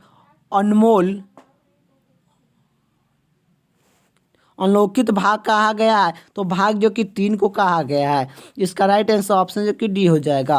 अगले का प्रश्न की ओर चलते हैं। अगले का प्रश्न क्या पूछ रहा है? अगले का प्रश्न ये पूछ रहा है कि स्वतंत्रता का अधिकार संविधान के किस अनुच्छेद में वर्णन है? तो स्वतंत्रता का अधिकार संविधान के किस भाग में वर्णन जो कि किया अनुच्छेद में जो कि किस अनुच्छेद में जो कि वर्णन किया गया है? तो यह स्वतंत्रता का अधिकार संविधान के किस अनुच्छेद में वर्णन है? तो अनुच्छेद जो कि कितना? तो यह अनुच्छेद जो कि 19 से लेकर अनुच्छेद जो कि 22 तक, अनुच्छेद 22 तक जो कि यह स्वतंत्रता का अधिकार का वर्णन जो कि किया गया है। इसका राइट आंसर ऑप्शन जो कि ए हो जाएगा। स्वतंत्रता का अधिकार संविधान के किस अनुच्छेद में वर्णन किया गया है? तो अनुच्छेद 19 से लेकर 19 अनुच्छेद जो कि 22 तक जो कि किया गया है। 19 से लेकर अनुच्छेद 22 तक जो कि किया गया है। अगले का प्रश्न क्या पूछ रहा है? धर्म स्वतंत्र का अधिकार किस अनुच्छेद के द्वारा किया गया है? धर्म स्वतंत्रता का अधिकार किस अनुच्छेद के द्वारा किया गया है? तो अनुच्छेद जो कि 25 के अंतर्गत में। इसका राइट आंसर ऑप्शन जो कि बी हो जाएगा। अगले का प्रश्न की ओर चलते हैं। अगले का प्रश्न क्या पूछ रहा है? समानता का अधिकार भारतीय संविधान के किस अनुच्छेद में लिया गया है? तो यह समानता का अधिकार भारतीय संविधान के किस अनुच्छेद में लिया गया है? तो अनुच्छेद जो कि 14 से लेकर अनुच्छेद जो कि 18। इसका राइट आंसर ऑप्शन जो कि सी हो जाएगा। अगले का प्रश्न की ओर चलते हैं। अगले का प्रश्न क्या पूछ रहा है? अगले का प्रश्न ए पूछ रहा है कि भारतीय संविधान,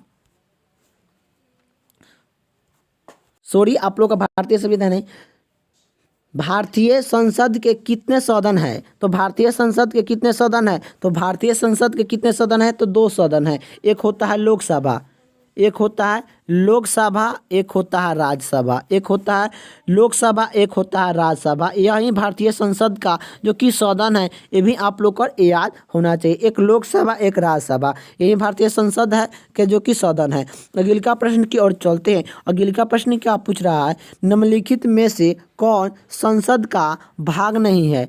निम्नलिखित में से कौन संसद का भाग नहीं है? तो संसद का इनमें भाग कौन नहीं है? तो यह उपराष्ट्रपति संसद का भाग नहीं है। यही बात करें संसद जो कि कौन कौन से मिलकर जो कि संसद बनता है, तो यह राज्यसभा मिलकर संसद बनता है, राष्ट्रपति संसद का भाग है और लोकसभा संसद का भाग है। यह तीनों जो कि यह संसद का जो कि भाग है, लेकिन यही आप लोग का बात करें उपराष्ट्रपति संसद का जो कि भाग नहीं है। यही आप लोग का याद होना चाहिए। यही पूछेगा कि संसद कैसे बनता है, किस किस से मिलकर बनता है? तो ये राज्यसभा से मिलकर, राष्ट्रपति से मिलकर और लोकसभा से मिलकर जो कि संसद बनते हैं। तो अगले का प्रश्न की ओर चलते हैं।